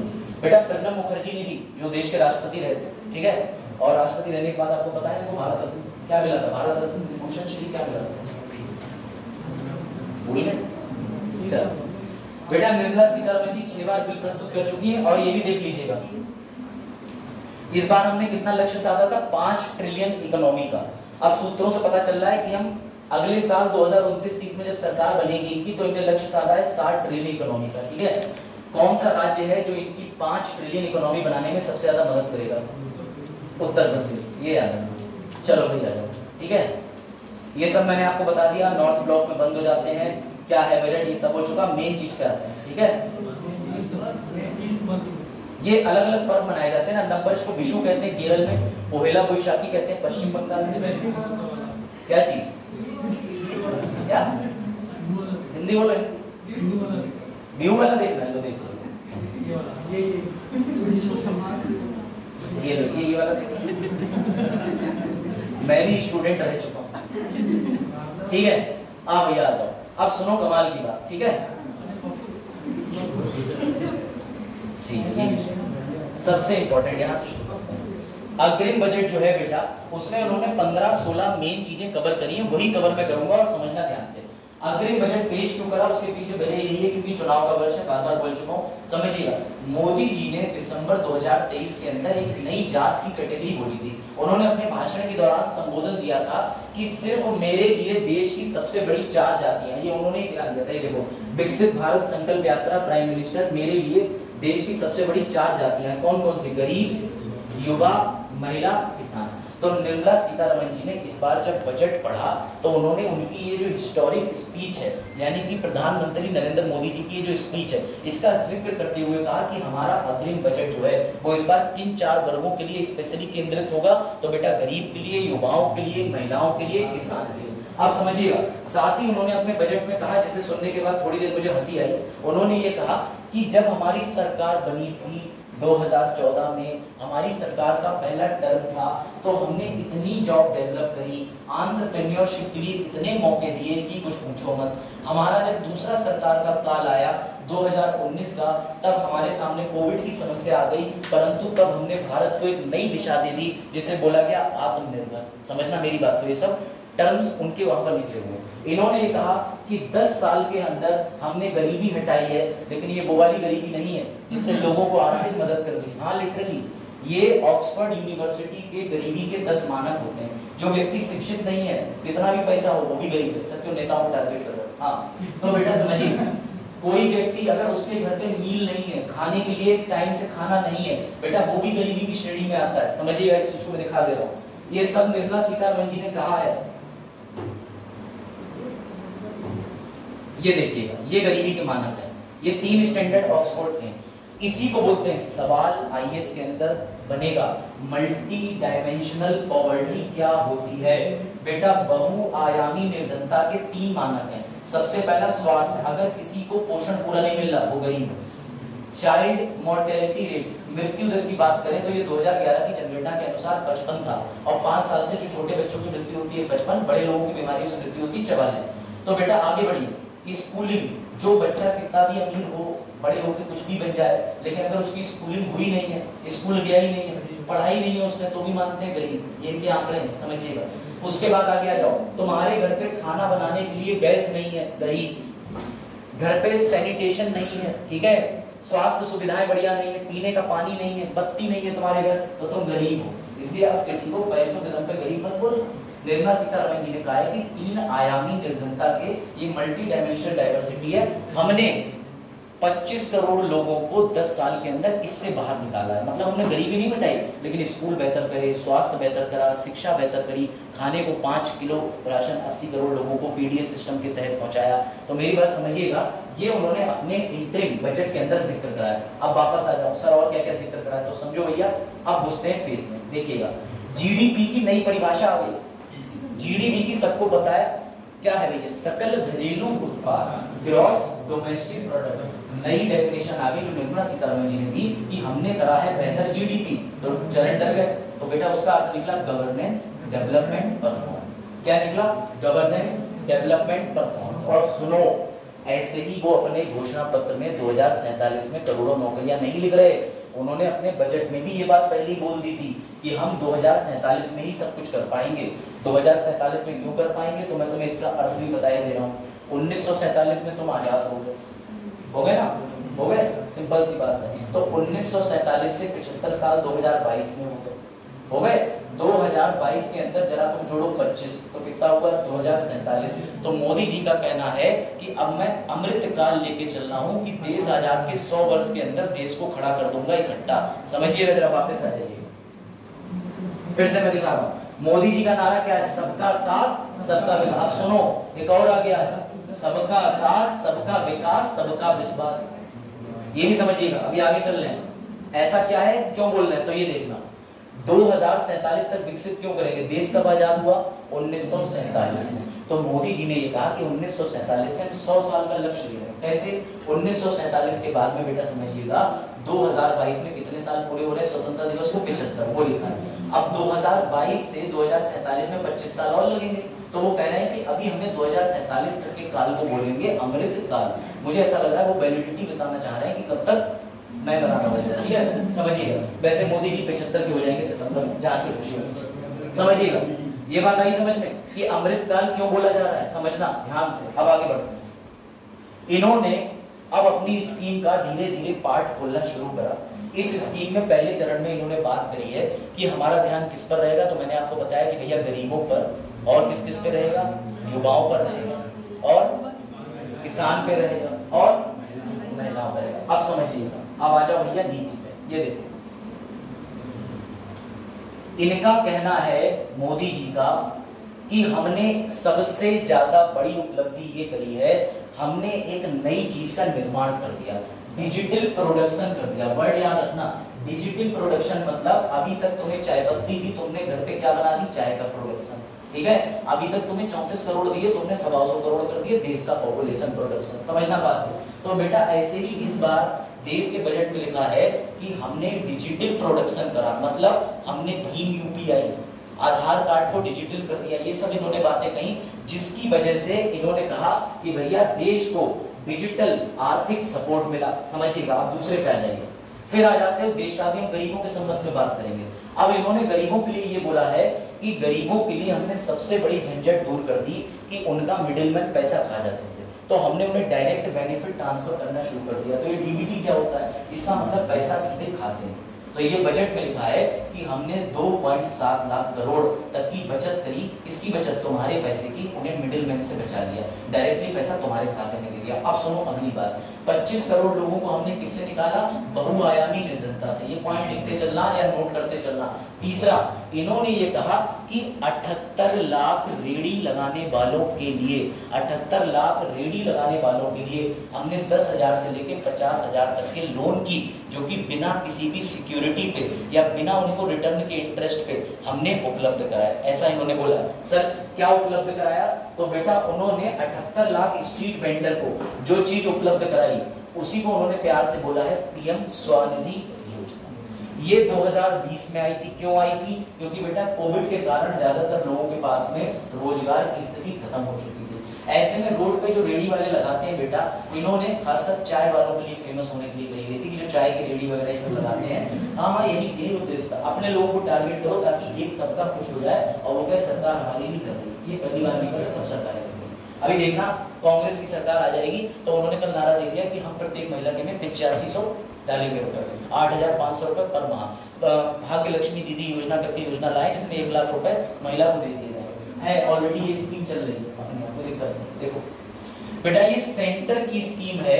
किसने जारी करी, तो बेटा ये जारी करी है ministry of housing and urban affair. मेरी बात समझिएगा, जो कि शहरी मामलों से, शहरी ताल्लुकात से और जो आपके हाउसिंग, ठीक है, यानी निकाय बनाते हैं, इसके मंत्री कौन है, हरदीप सिंह पुरी। बेटा इन्होंने घोषणा करी थी स्वनिधि योजना की। इसमें 100% पैसा कौन लगाएगा, केंद्र। इसमें मजे की बात सुनो, जो भी रेडी लगाने वाले हैं उन्हें 10,000 रुपए तक का लोन मिलेगा, अधिकतम 50,000 तक का 12 किस्तों में, जिसके लिए कोई कोलेटरल सिक्योरिटी नहीं होगी। अब तुम कहोगे कोलेटरल सिक्योरिटी क्या होती है, मतलब मां के गहने गिरवी नहीं डालना पड़ेंगे। कुछ नहीं देना गवर्नमेंट को, जाओ बता दो हम ठेला लगाते हैं, वो तुम्हें 10,000 या 50,000 तक का जितना भी लोन है 12 आसान किस्तों में लोन प्रोवाइड करा देगी। फिर तुम इसे वापस भी कर सकते हो, वापस करने पर तुम्हें उल्टा सब्सिडी मिलेगी, 7% तुम्हारे लोन की रकम वापस हो जाएगी, तो तुम्हें ब्याज नहीं देना पड़ेगा, याद रखिएगा। तो इनका कहना है कि हमने इस योजना से 78 लाख स्ट्रीट वेंडर का भला करा। अब समझिएगा, अब युवाओं पे आ जाओ। गरीबी के लिए तुमने 3 चीजें समझ ली, 25 करोड़ लोग गरीबी से निकाल दिए, डिजिटल ट्रांजैक्शन करके 2.7 लाख करोड़ रुपया बचा लिया, उसके अलावा पीएम स्वनिधि योजना, इन्होंने इन चीजों का व्याख्यान करके अपने अग्रिम बजट में तर्क प्रस्तुत कर दिए। अब अगला जो टारगेट है वो युवाओं पे है, तो तुम समझ लो तुम्हारे लिए इन्होंने क्या छलावा चला है वो देखो, ठीक है। इन्होंने कहा 40 करोड़ लोगों के लिए कौशल विकास करने का लक्ष्य तय करा था 2022 तक, लेकिन किसी कारणवश 1.4 करोड़ युवाओं में ही कौशल का विकास कर पाए, मात्र। ये इन्हीं के स्टेटमेंट है भैया, मेरा हाथ नहीं है। और मैं न्यूज़पेपर की लाइनें बोल रहा हूँ, मेरे ऊपर एफआईआर लिखा है। देखो स्टार्टअप सुनो ध्यान से, धर्मेंद्र प्रधान वर्तमान में केंद्र के शिक्षा मंत्री ना से वो स्टार्टअप एंटरप्रेन्योर मिनिस्टर, मैं सारे मंत्रियों के नाम लाया हूँ। तो बेटा भारत में स्टार्टअप दिवस मनाया जाता है, कोई बता सकता है स्टार्टअप दिवस कब मनाया जाता है? वेरी गुड, जनवरी से का कितनी 16 जनवरी को स्टार्टअप दिवस मनाया जाता है। मत बोलना, सुनो युवाओं के लिए इन्होंने इसमें क्या दिखाया अग्रिम बजट में कि 40 करोड़ के लिए स्किल डेवलप करना चाह रहे थे, जैसे कि तुम कंप्यूटर चला लो, ऐसी चीजें जिससे शिक्षा के अलावा भी तुम्हारे अंदर कौशल विकास हो जाए। उसमें तुम्हें ड्रिल मशीन मिलेगी, बाजार में आया था, बोले मैंने रजिस्ट्रेशन कराया 1000 की मशीन मिली, मजे आ गया, ड्रिल मशीन मैंने ली, तो बेटा ये तो कौशल विकास हो रहा है, ठीक है। विश्वकर्मा योजना के तहत 6 की हथौड़ी ले आए, मिला, ऐसा ही हो रहा है, सब पता है। देखो बेटा इसमें ये था कि हम तुम्हें इतना रोजगार के अवसर विकसित कराएंगे कि तुम खुद के कौशल को प्रतिभाशाली बना लोगे। अब समझिएगा आगे चलते। अब एक चीज की और जिक्र हो गया, बोले जो युवा है ना, युवा चरण देखिए ध्यान से बेटा, युवा जो है युवा, बोले युवाओं के पास में एक समस्या है, वो स्टार्टअप नहीं शुरू कर पाता। उसके पापा से कहता है पापा 100 का नोट देना, तो पापा पूछते हैं क्या करेगा, बोले अब वो कैसे बताया 98 रुपए किसी और ने मांगे, समझो बात, समझिए तो समझिए बात। तो बेटा भारत में युवाओं के संग बहुत समस्या है, तो इसके लिए हमारे प्रधानमंत्री जी ने एक योजना चलाई थी जिसका जिक्र निर्मला सीतारमण जी ने करा, पीएम मुद्रा योजना। अब तुम कहोगे मुद्रा योजना क्या है, तो ये भी समझ लो 2015 के अंदर मुद्रा योजना आई थी बेटा। 2015 के अंदर कौन लेके आया, तो भैया लघु मध्यम जो भी है आपके, ठीक है, सूक्ष्म लघु उद्यम मंत्रालय है, उस मंत्रालय के मंत्री कौन है, तो इनका नाम है श्री नारायण राणे जी। बेटा ये लेके आए थे बिना किसी सुरक्षा के लोन। सर सुरक्षा मतलब तुम्हें गहने मम्मी के लेके फिर नहीं जाना है, तुम्हें बाहर जाना है, बताना है मैं युवा हूँ, तो वो कहेंगे वोट दे आओ, मतलब वो कहेंगे कितना लोन चाहिए, तो समझो। हाँ फिर वो कहेंगे, सुनिए जरा ध्यान से, इसमें 3 स्तर है, शिशु, किशोर, तरुण। अब तुम देख लो तुम किसमें फिट बैठ रहे हो। बेटा यहाँ पर बायोलॉजिकल एज की बात नहीं हो रही है, ये बताया जा रहा है अगर तुम 50,000 रुपए लोन लेने जा रहे हो मुद्रा योजना में, तो तुम शिशु लोन ले रहे हो, और अगर तुम 50,000 से लोन लेने जा रहे हो 5 लाख, तो तुम किशोर लोन ले रहे हो। लेकिन अगर तुम बड़े उद्योगपति हो, नॉट लाइक नीरव मोदी, लेकिन तुम अगर छोटे मोटे बड़े उद्योगपति हो, तो तुम्हें 5 लाख से 10 लाख तक का मुद्रा योजना के तहत लोन दे दिया जाएगा। लेकिन ग्राउंड रियलिटी कोई नहीं बताता कि मेरा छोटा वाला भैया लोन लेने गया तो उनसे कहा गया देख लीजिए 5 लाख में से कुछ हमारा भी हो जाएगा, तो जल्दी लोन आ जाएगा, रिजेक्ट कर देते हैं, नहीं मिल रहा है मुद्रा योजना के लोन बहुत आसानी से। हकीकत ये है, ठीक है, नए एडमिशन हो रहे हैं, गरीब युवाओं को फोकस करो।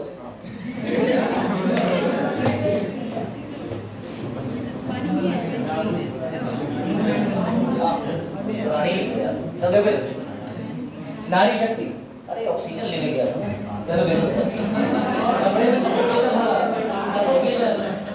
देखो बेटा गरीबों पे बात कर ली, युवाओं पे समझो। अब सुनो एक नया शब्द और निकल के आ गया है, नया शब्द सुनिए, किसान को कहा गया अन्नदाता, तुझको कुछ नहीं आता, मतलब अन्नदाता। क्योंकि बेटा ऐसी वीडियो भी वायरल हुई थी जिसमें एक महिला किसानों के आंदोलन के समय पर गाड़ी का शीशा उतार करके उन्हें हिंदी साहित्य का ज्ञान करा रही, ठीक है। समझिए जरा, हिंदी साहित्य जितना कानों को आनंद देता है उतना कर्कश की आवाज भी देता है, तो समझिएगा। अब इसमें देखिए किसानों पर टारगेट कर लेते हैं, गरीब हो गए, युवा हो गए, युवाओं का क्या विकास की बात हुई, कौशल योजना। युवाओं के लिए बजट में 2 चीजें पेश करी गई, 1.4 करोड़ लोगों को सृजित किए गए कौशल के अलग अलग तरीके के आयाम, जबकि टारगेट था 40 करोड़ का। दूसरा मुद्रा योजना के तहत उन्हें लोन दिया गया, ये बताया। अब ये आ गए अन्नदाता पे, तो सुन लो भैया अन्नदाताओं का क्या हाल है। इन्होंने कहा कि हमने अन्नदाताओं के लिए 3 इंतजाम कर दिए, पहला फसल की सुरक्षा, दूसरी बात फसल उगाने के लिए पैसा, तीसरी बात फसल बेचने के लिए मंडी, डिजिटल मंडी, ई मंडी। तो आप कहोगे ये क्या है, तो लो भैया देख लो, इसमें इन्होंने सबसे पहले जिक्र किया है पीएम किसान योजना। अब आप कहोगे पीएम किसान योजना क्या है, तो समझिएगा 2019 में ये योजना लॉन्च हुई थी, केंद्र की योजना थी। इसे कौन से मंत्रालय करा था, कृषि एवं किसान लाभकारी योजना, जो भी हो बेटा। ये योजना अभी भी चल रही है, तुम्हारी मम्मी पापा को पैसा दे रही है योजना ये। इसका नाम है पीएम किसान सम्मान निधि योजना। आप समझे, 2-2 हजार रुपए की किस्त आएगी, 6,000 रुपए साल में 3 बार। हाँ, दोनों ने मिल लो और तो नहीं। हाँ, अब बेटा सुनिए, इन्होंने ये भी बोला, बस अब अपना दुख मत प्रकट करो इधर आके, कोई बात नहीं। कृष्णपाल जी का बीपीओ सिलेक्शन का सिफारिश लेके पहुंचना क्षेत्र में। चलो देखो, अब ध्यान दीजिए। हाँ, तुम्हारा छोड़ो, ऑन टू फ्रेंड का भी ध्यान रख लेंगे वो, अच्छा मोड़ रखेगा इधर। Ministry of agriculture farmer welfare ने ये कहा 6,000 रुपए हम हर साल देंगे, लेकिन ध्यान रखना इस योजना में एक बड़ा खूबसूरत बात है, न्यूनतम कोई भी तुम्हारे पास जमीन हो या मैक्सिमम हो, इसकी कोई लिमिट नहीं होती। चाहे आपके पास कितनी भी न्यूनतम जमीन हो, बस जमीन होनी चाहिए। तो बेटा किसानों के लिए पहली योजना क्या है, पीएम किसान सम्मान निधि, इसका जिक्र करा लो। दूसरी सुन लो, फसल बीमा योजना। ये किसान की योजना है, इसकी आलोचना कर सकते हैं 100% कर सकते हो। जैसे उन्होंने मिनिमम कह दिया कोई भी जमीन थोड़ी होनी चाहिए, मैक्सिमम जिसके पास 50 बीघा से अधिक है वो क्या चाहिए उसके लिए किसान। यही तो इस बात में उन्होंने गलत रखी है। पहले यही था, पहले जो था 3 हेक्टेयर तक था, जिसके पास 5 हेक्टेयर से कुछ भी उसको नहीं मिलेगा। अभी सरकार ने क्या किया, चुनाव से पहले आपको 5 हेक्टेयर कर दिया, आपको सबको मिलेगा। तभी तो लिखा हुआ है कि नो सीलिंग लिमिट। अब ध्यान देना सभी लोग, सामने ध्यान दो। अगली बात, पीएम फसल बीमा योजना। अगर तुमने फसल लगाई, बेटा याद रखना, अगर तुमने फसल लगा रखी है और तुम्हारी फसल धोखे धाके से, तूफान से, बाढ़ से, उपज हानि, चक्रवात से बर्बाद हो गई, तो तुम्हें ये पैसा देंगे फसल का, याद रखिएगा। लेकिन इसमें भी इन्होंने एक्सेप्शन डाल दिए हैं। एक्सेप्शन सुनो, अगर युद्ध हो गया, शत्रु आ गए, जमीन घेर ली, तुमने कटाई करके खेत में छोड़ दी, जानवर खा गए, तो इन सब परिस्थितियों में तुम्हें कोई बीमा नहीं मिलेगा। तो इन्होंने बेटा पीएम फसल बीमा योजना का जिक्र करा है बजट के अंदर। इन्होंने कहा है कि हमने किसान के लिए फसल बीमा योजना भी लेके आए। इसके तहत 2016 के अंदर 2 योजनाओं चल रही थी, हमने उनको जोड़ दिया। कौन सी, तो भैया कृषि इंश्योरेंस स्कीम चल रही थी। इसके अलावा अतिरिक्त या परिवर्तित किसान कृषि इंश्योरेंस स्कीम चल रही थी। बेटा इन्होंने दोनों स्कीमों को जोड़ दिया। और याद रखिएगा, पहले ये स्कीम लेना 2016 में तुम्हारे खाते पे अनिवार्य था।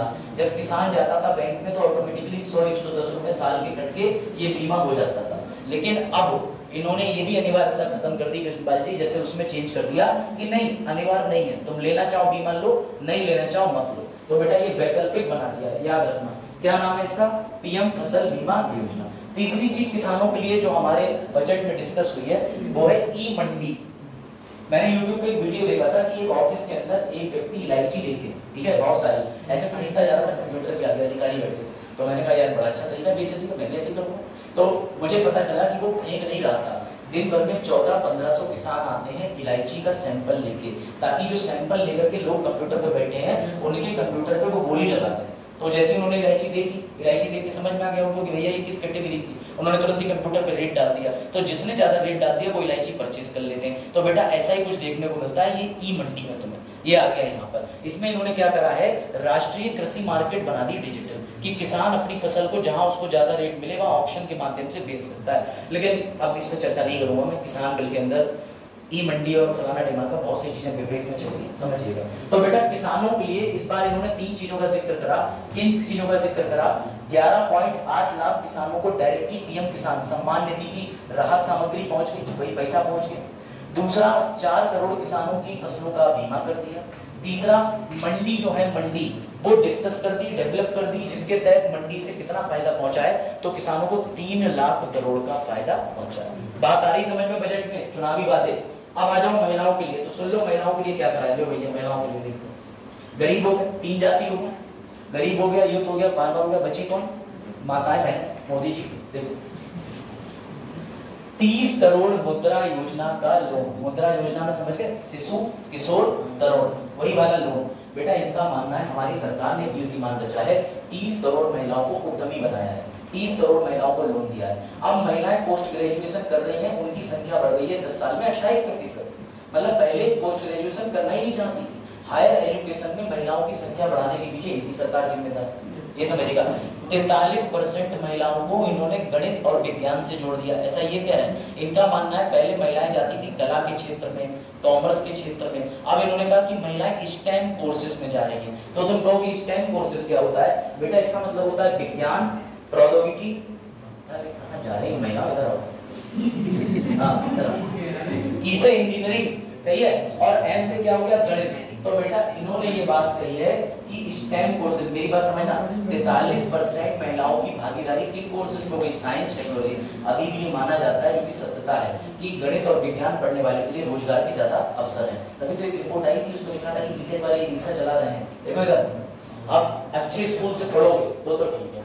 तीसरी बात सुनो महिलाओं के लिए, ये रहा सेल्फ हेल्प ग्रुप, यानी कि आपको पता है कि स्वयं सहायता समूह। बेटा याद रखना, भारत में सबसे पुराना स्वयं सहायता समूह 1972 में बनाया गया था, महिलाओं का था, भी आगे दिखा रहा हूँ, समझिएगा ये क्या होते हैं। जब तुम्हारे पास रोजगार के अवसर ना हो, तब तुम गांव की 15-20 महिलाएं इकट्ठी हो जाओ, बनाने लगो भैया मोमबत्ती, माचिस और दुनियादारी, जो भी तुम्हें चीजें लगे आसान की गांव में सप्लाई करी जा सकती हैं, तो तुम एक माइक्रो इंस्टीट्यूशन बन जाओगे। क्या बन जाओगे? Micro institution.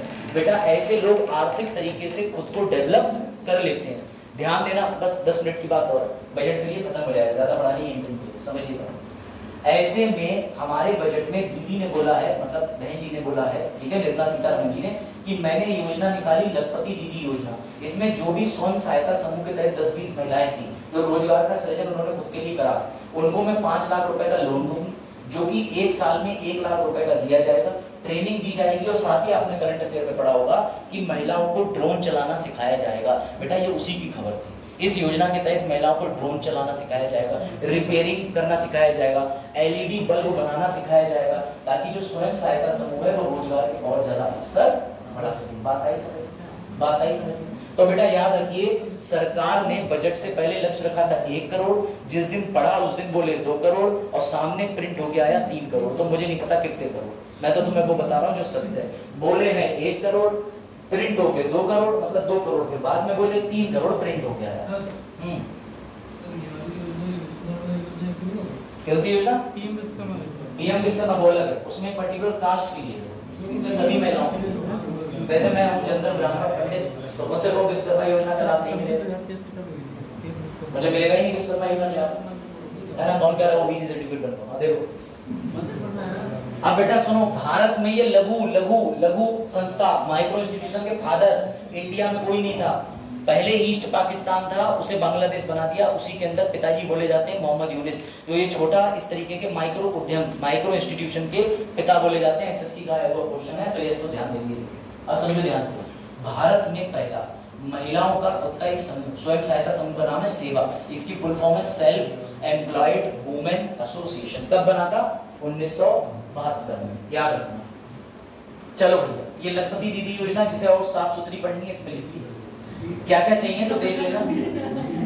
आधार कार्ड, प्रमाण पत्र, पैन कार्ड, ईमेल आईडी बहुत जरूरी है, रजिस्टर्ड मोबाइल नंबर जो कि आधार से सीधा लिंक हो, पासपोर्ट साइज फोटो। अब इसमें डिजी लॉकर नहीं लिखा है, ये नहीं देख रहे हो, कल ही बताया मैंने, डिजी लॉकर पर कानून बनना चाहिए। चलो वही आ जाओ, अब सुनिए जरा ध्यान से। मोदी जी ने चारों जातियां कवर कर ली, युवाओं के लिए कवर कर लिया, गरीब किसान को, अन्नदाता को कवर कर लिया, गरीब को कवर कर लिया, महिला कवर हो गया। अब हमारे देश का जो अग्रिम बजट है वो बात किस पे करता है? 3 तरीके पे, सतत विकास, इंफ्रास्ट्रक्चर विकास और समावेशी विकास। सर सतत विकास मतलब ये होता है कि लांसी ने आज किताब पढ़ी, उसमें कभी पेंसिल नहीं चलाई, और वो इनकी बहन ने किताब पढ़ाई, उन्होंने कभी पेंसिल नहीं चलाई, ऐसे सतत विकास हो गया। मतलब कहने का ये है कि संसाधनों का उतना उपयोग करो ताकि आगे वाली पीढ़ी के लिए वो संसाधन बचे रहे, इसे ही सतत विकास कहते हैं। तो लांसी ने सतत विकास कर दिया किताब। ऐसे क्लास के 90% बच्चे भी 3 साल से सतत विकास कर रहे हैं, ठीक है? देखो यहाँ पे तो बेटा मोदी जी ने ये कहा एक अपनी स्पीच में, हाँ देखो इधर, एक बार मोदी जी ने कहा था अमृतकाल चल रहा है, तो निर्मला सीतारमण जी ने वो बात दिल पे ली। उन्होंने कहा अब हर बात पे अमृतकाल चलेगा। तो बेटा अमृतकाल के तहत 3 तरीके के विकास होना जरूरी था। आ जाओ तुम भी, आ जाओ, आ जाओ, आ जाओ, बाय बैठे हो,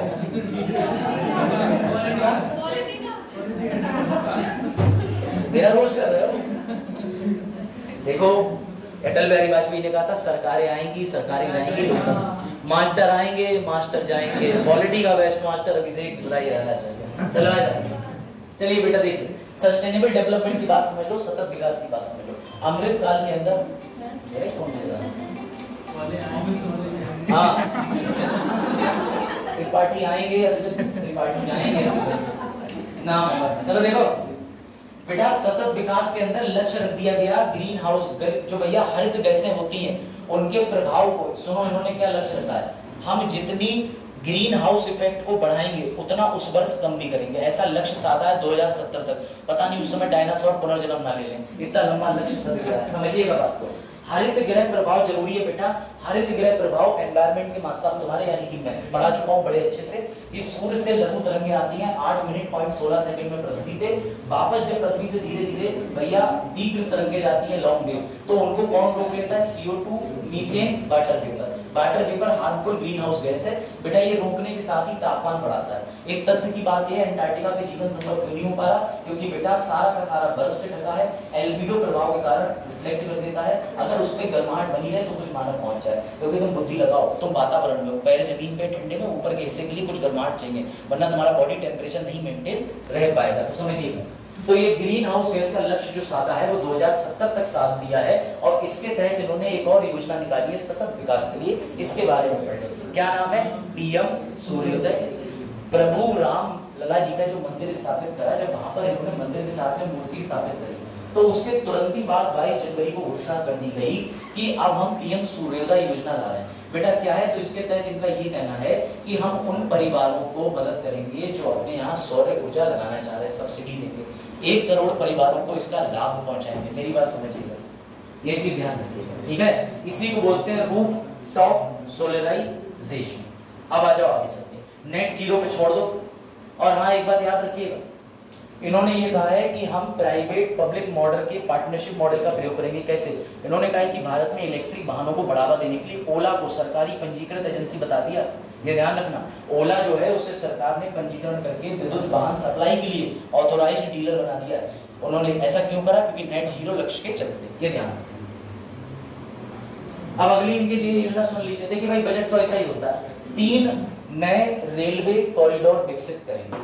PM गति शक्ति। PM गति शक्ति किससे है सर? गति मतलब ट्रेन तेज चलाएंगे। इसके तहत इन्होंने 3 काम बढ़िया कर दिए। इसके तहत इन्होंने ये बढ़िया करे कि देखो ऊर्जा या सीमेंट, इन चीजों के लिए एक अलग से हम ट्रेन रूट चलाएंगे जो ये सारा सामान लेके जाएगा।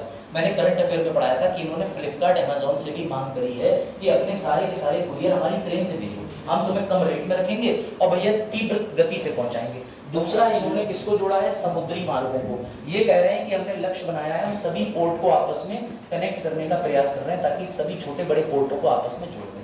तीसरी चीज इन्होंने कौन सी कनेक्टिविटी की करी है? तो हाई ट्रैफिक डेंसिटी कॉरिडोर। अब इसके चक्कर में ये भी सुनने में आ रहा है कि भारत जो है वो काफी हद तक डिलीवरी स्विच कर देगा ड्रोन से। जैसे इजराइल के अंदर तो ड्रोन टैक्सी चलने लगी, आदमी को बैठा लो कहीं और उतार दो। तो बेटा हाई ट्रैफिक यहाँ पर जो बात हो रही है ट्रेड के संबंध में हो रही है, ये याद रखना, ठीक है? चलो PM गति शक्ति के अंदर एक चीज और देख लीजिए, हाँ FDI। इन्होंने ये कहा है कि सतत विकास के साथ में हम फॉरेन डायरेक्ट इन्वेस्टमेंट को बढ़ावा देंगे। ये FDI क्या होता है? कल इस काम में प्रभाव देख लिया कि इन्होंने मांग किससे करी है? तो इन्होंने मांग करी है कि भैया अब तक यूरोपीय देश तुम हमारे यहाँ सिर्फ क्या कर रहे थे? आपस में फ्री ट्रेड कर रहे थे, हम भी तुम्हारे यहाँ सामान पहुंचा रहे तुम भी, लेकिन अब हमें क्या दो? निवेश भी करो। ये ऐसा इसलिए कर रहे हैं, जब विदेश से फॉरेन डायरेक्ट इन्वेस्टमेंट आती है तो बेटा उस देश की वैल्यू बढ़ती है, उसके पास में ज्यादातर कंपनियों के पास में एक तो बार्गेनिंग क्षमता होती है, इन्वेस्टमेंट की शक्ति बढ़ती है। तो इन्होंने FDI में पैसा लगाने की बात करी है। याद रहे FDI की तरह FPI भी होता है। ये पोर्टफोलियो क्या होता है? FDI को हॉट मनी कहते हैं। आज किसी कंपनी ने पैसा लगाया, देश से पैसा लेके चोरी करके भाग जाएगा, एग्जाम्पल नीरव मोदी। लेकिन जो FPI होता है ये लॉन्ग टर्म इन्वेस्टमेंट है स्टॉक में, समझे? स्टॉक के अलावा आपको पता है डिवेंचर्स होते हैं, स्टॉक के अलावा आपको पता है कि बहुत सारे अलग अलग बॉन्ड होते हैं। जैसे सरकार इस समय बॉन्ड ले रही है लोगों से, किस चीज का? सौर ऊर्जा बॉन्ड, सौर ऊर्जा बॉन्ड, सौर ऊर्जा में पैसा फंसाओ, इतना इतना लाभ देंगे, तो गवर्नमेंट स्टार्टअप चला। समझिएगा बात को, इसे FDI कहते हैं। फिर उन्होंने कहा कि हम ऐसी सरकार हैं जिसने 10 साल के लक्ष्य के साथ शुरू करा उड़ान योजना, उड़े देश का आम नागरिक। कौन कह रहा है बड़े देश का गरीब, देखो ठीक है। तो बेटा याद रखिएगा, अब ये जो योजना है ये वेस्ट हो गई। क्यों वेस्ट हो गई? क्योंकि एयरपोर्ट की संख्या में गिरावट दर्ज पाई गई है। ज्यादातर फ्लाइंग एजेंसीज इंडिया से जा रही हैं, ज्यादातर शट हो जा रही हैं। और अभी हाल ही में आपको पता है कि भैया कौन सी फ्लाइट थी जिसके कर्मचारियों ने बीमारी का बहाना बना करके मास्क मान लिया? हाँ, एयर इंडिया एक्सप्रेस। चलो अब आ जाओ इस पे, उड़ान योजना के तहत पूरा लिख दिया, देख लेना। ये बहुत बढ़िया चीज है, नमो भारत। नमो भारत, नमो का अर्थ तुम्हें बताने की जरूरत नहीं होगी, ठीक है, वो तो सभी को पता है, सन 2014 में पता चलते हैं, समझो। नमो भारत के तहत इन्होंने क्या करा, पुरानी ट्रेनें जो एकदम से जिनमें बैठे तो भैया पानी टप टप गिर रहा है, ठीक है, तुम्हारी सीट पड़ गई धोखे से वॉशरूम के पास, तो तुम्हारा सीट ऐसा लग रहा है वॉशरूम के अंदर ही है। ट्रेनों की ये स्थिति है, और अगर तुम धोखे से ट्रेन से बिहार निकल जाओ तो समझ लो कि नरक यही है, स्वर्ग का पता। क्योंकि बिहार की जो ट्रेनें हैं उनकी स्थिति ये है कि एक अगर तुम सोचो कि टीटी आ रहा है, तो अगर तुम सोचो कि चले जाए देख ले, तो वॉशरूम के अंदर 25-25 लोग घुसे हुए खड़े हैं एकदम ऐसे करके, और इसी अवस्था में 12 घंटे की यात्रा कर लेते हैं बिगड़ कर जनरल में। इसलिए बेटा आपको जनरल में पता है कि अगर बिहार का दरभंगा उड़ंगा आया तो वो कहेंगे वो देखो रेस 3 का सलमान खान उठा के फेंक देंगे से बाहर। ऐसी घटनाएं हुई हैं। तो उत्तर प्रदेश कौन सा शरीफ है? उत्तर प्रदेश में तुमने कहा महाराजगंज वगैरह के एरिया के पास से ये सिवान वन का क्षेत्र बिहार का लगता है। इन उल्टा ये समझो उत्तर प्रदेश और बिहार में एक प्रॉब्लम है, झूम एक्सप्रेस चलती है, बिहार से ट्रेन चलती है शाम को, तो बिहार में क्या शराब बंद है, तो वहां के लोग 5 बजे बैठते हैं, 9 बजे वही ट्रेन वापस जाती है, यहाँ से शराब पी के वापस चले जाते हैं, उसका नाम ही रख दिया उत्तर प्रदेश में थोड़ी ना बैन है, समझिएगा। उसके बाद इन्होंने महंगी ट्रेनें भी चलाई हैं। इन ट्रेनों के तहत बीएड के कुछ बच्चों के लिए आसानी हो गई है। बच्चे मेरठ की जगह गाजियाबाद रुकने का सोच रहे हैं। क्यों? क्योंकि गाजियाबाद इसलिए रुकने का सोच रहे हैं, वहां से वंदे भारत जैसी महंगी ट्रेन जो है वो मेरठ ले आएगी कुछ ही मिनटों में, कुछ ही घंटे में। लेकिन समस्या ये है कि तुम जो औसत ट्रेन का खर्चा 60 रुपए 80 रुपए दोगे, इसमें पड़ेगा 400 रुपया। तो मेरी समझ से वंदे भारत की दौड़ भाग करना रिस्की हो सकता है, याद रखिएगा। दिल्ली मेरठ जैसे बड़े शहरों की कनेक्टिविटी की बात चल रही है, ठीक है। अब सुनो बड़ी मजे की बात, अंतिम चीज, बजट में कहा गया है कि हमारा कैपिटल एक्सपेंडिचर यानी कि पूंजी पे जो हमारा खर्च है वो बढ़ा है। ये देश के लिए अच्छी बात है या बुरी बात है? बेटा कैपिटल एक्सपेंडिचर का मतलब हॉस्पिटल बनाए, स्कूल बनाए, जिससे सरकार को हर वो खर्चा जिससे सरकार को कोई भविष्य में लाभ मिलेगा वो कैपिटल एक्सपेंडिचर का भाग होता है और वो सरकार के लिए फायदेमंद होता है। ये मत भूलना किसी सूरत हाल में। Capital expenditure according to Nirmala Sitharaman ji के तहत बढ़ा है हमारा, ये देखो अभी और दिखा देते हैं आगे, आउट नहीं होता, ठीक है। और समझिएगा अमृतकाल के अंदर किन 3 चीजों की चर्चा हुई है? सतत विकास, इंफ्रास्ट्रक्चर यानी वही आपका इमारतें और ये सब, और तीसरा इंक्लूजन। आप समझ लो इंक्लूजन के अंदर भी एक चीज और लगी, वो और देख लो। इन्होंने महिलाओं के लिए बड़ा अच्छा काम करा है। इन्होंने ये बताया कि महिलाओं में नंबर 1 पे सबसे ज्यादा देखा जाता है, दुख की बात है, ब्रेस्ट कैंसर। उसके बाद दूसरे नंबर पे आता है सर्वाइकल कैंसर। अब ये जो सर्वाइकल कैंसर होता है बेटा, ये होता है HPV वायरस के कारण। सर ये क्या होता है? इस वायरस का नाम है ह्यूमन पैपिलोमा वायरस। तो बेटा पहली बार ऐसा हुआ है कि ये जो गवर्नमेंट है इस वैक्सीन को 9 से 14 साल की बच्चियों के लिए अनिवार्य रूप से लगाएगी। ऐसी वैक्सीन पहले भी थी, 2014 के बाद ही देश आजाद नहीं हुआ, इससे पहले भी वैक्सीन चलती थी, लेकिन अनिवार्य रूप से 9 से 14 साल तक की सभी बच्चियों के लिए ये लगाई जाएगी। और इससे बेटा ये समझिए इस बीमारी के होने का खतरा 100% तक है बचपन में अगर वैक्सीनेशन, क्योंकि ये सेक्सुअली ट्रांसमिटेड डिसीज है। सेक्सुअली ट्रांसमिटेड डिसीज जैसे आपकी acquired immune deficiency syndrome, AIDS है, HIV। तो बेटा ऐसी बीमारियों के लिए इन्होंने पहली बार महिलाओं के लिए वैक्सीनेशन की चीजें शुरू करी है। दूसरा, महिलाओं के लिए योजना और चलाई है, सक्षम आंगनबाड़ी। सर सक्षम आंगनबाड़ी क्या है? तो बेटा सक्षम आंगनबाड़ी के तहत में जो भी महिलाएं हैं उनके लिए न्यूट्रिशन दिया जाएगा, वैक्सीनेशन कार्यक्रम चलाया जाएगा, जच्चा और बच्चा दोनों स्वस्थ रहें उनके लिए टीका अभियान प्रारंभ से ही चलाया जाएगा। हाँ भैया यही कहा है, जिला अस्पताल की दीवारों पे जाए तो जच्चा बच्चा, ठीक है। ऐसी भी दीवारें हैं जहाँ 12 बच्चे घूम रहे हैं, तो वो जच्चा बच्चा नहीं है, वो ओवर पॉपुलेशन है।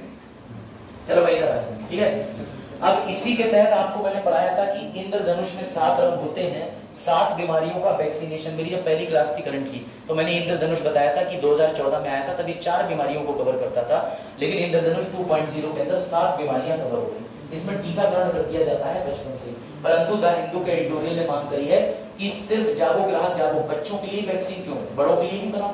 तो लगवा तो थी वैक्सीन, अब हृदयघात और हार्ट स्ट्रोक से घूम रहे।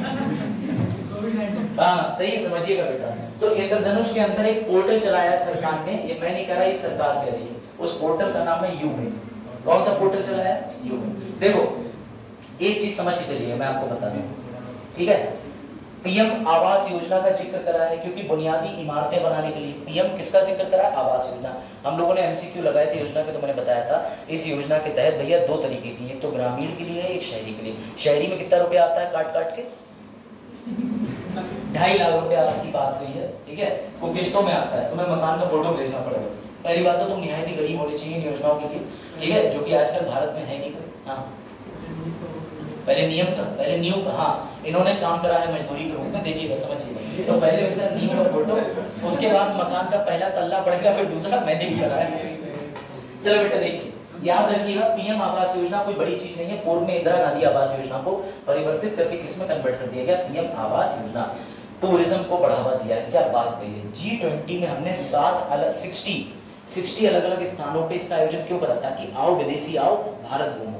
जयपुर, जोधपुर, लखनऊ, बनारस क्यों बनाया गया? बनारस को कल्चरल कैपिटल कहा गया, तो बेटा इसलिए बनाया गया ताकि बाहर से लोग आए और भारत की विविधता का दर्शन करें। तो मैं लग नहीं रहा कि ये इंटरिम बजट कम गवर्नमेंट की साल भर की नीतियों की व्याख्यान हो रहे हैं। तो बेटा बजट इसी को कहते हैं।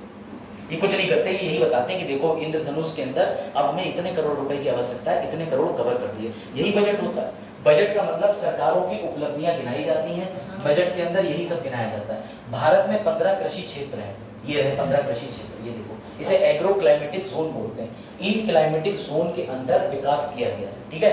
कृषि क्षेत्र का मतलब, एग्रो क्लाइमेटिक जोन का मतलब कि वेस्टर्न हिमालय के अंदर किस तरीके की मृदा है, किस तरीके की कृषि प्रधान है, अलग अलग को 15 तरीके से बांट दिया है पूरे भारत को। ध्यान रखना।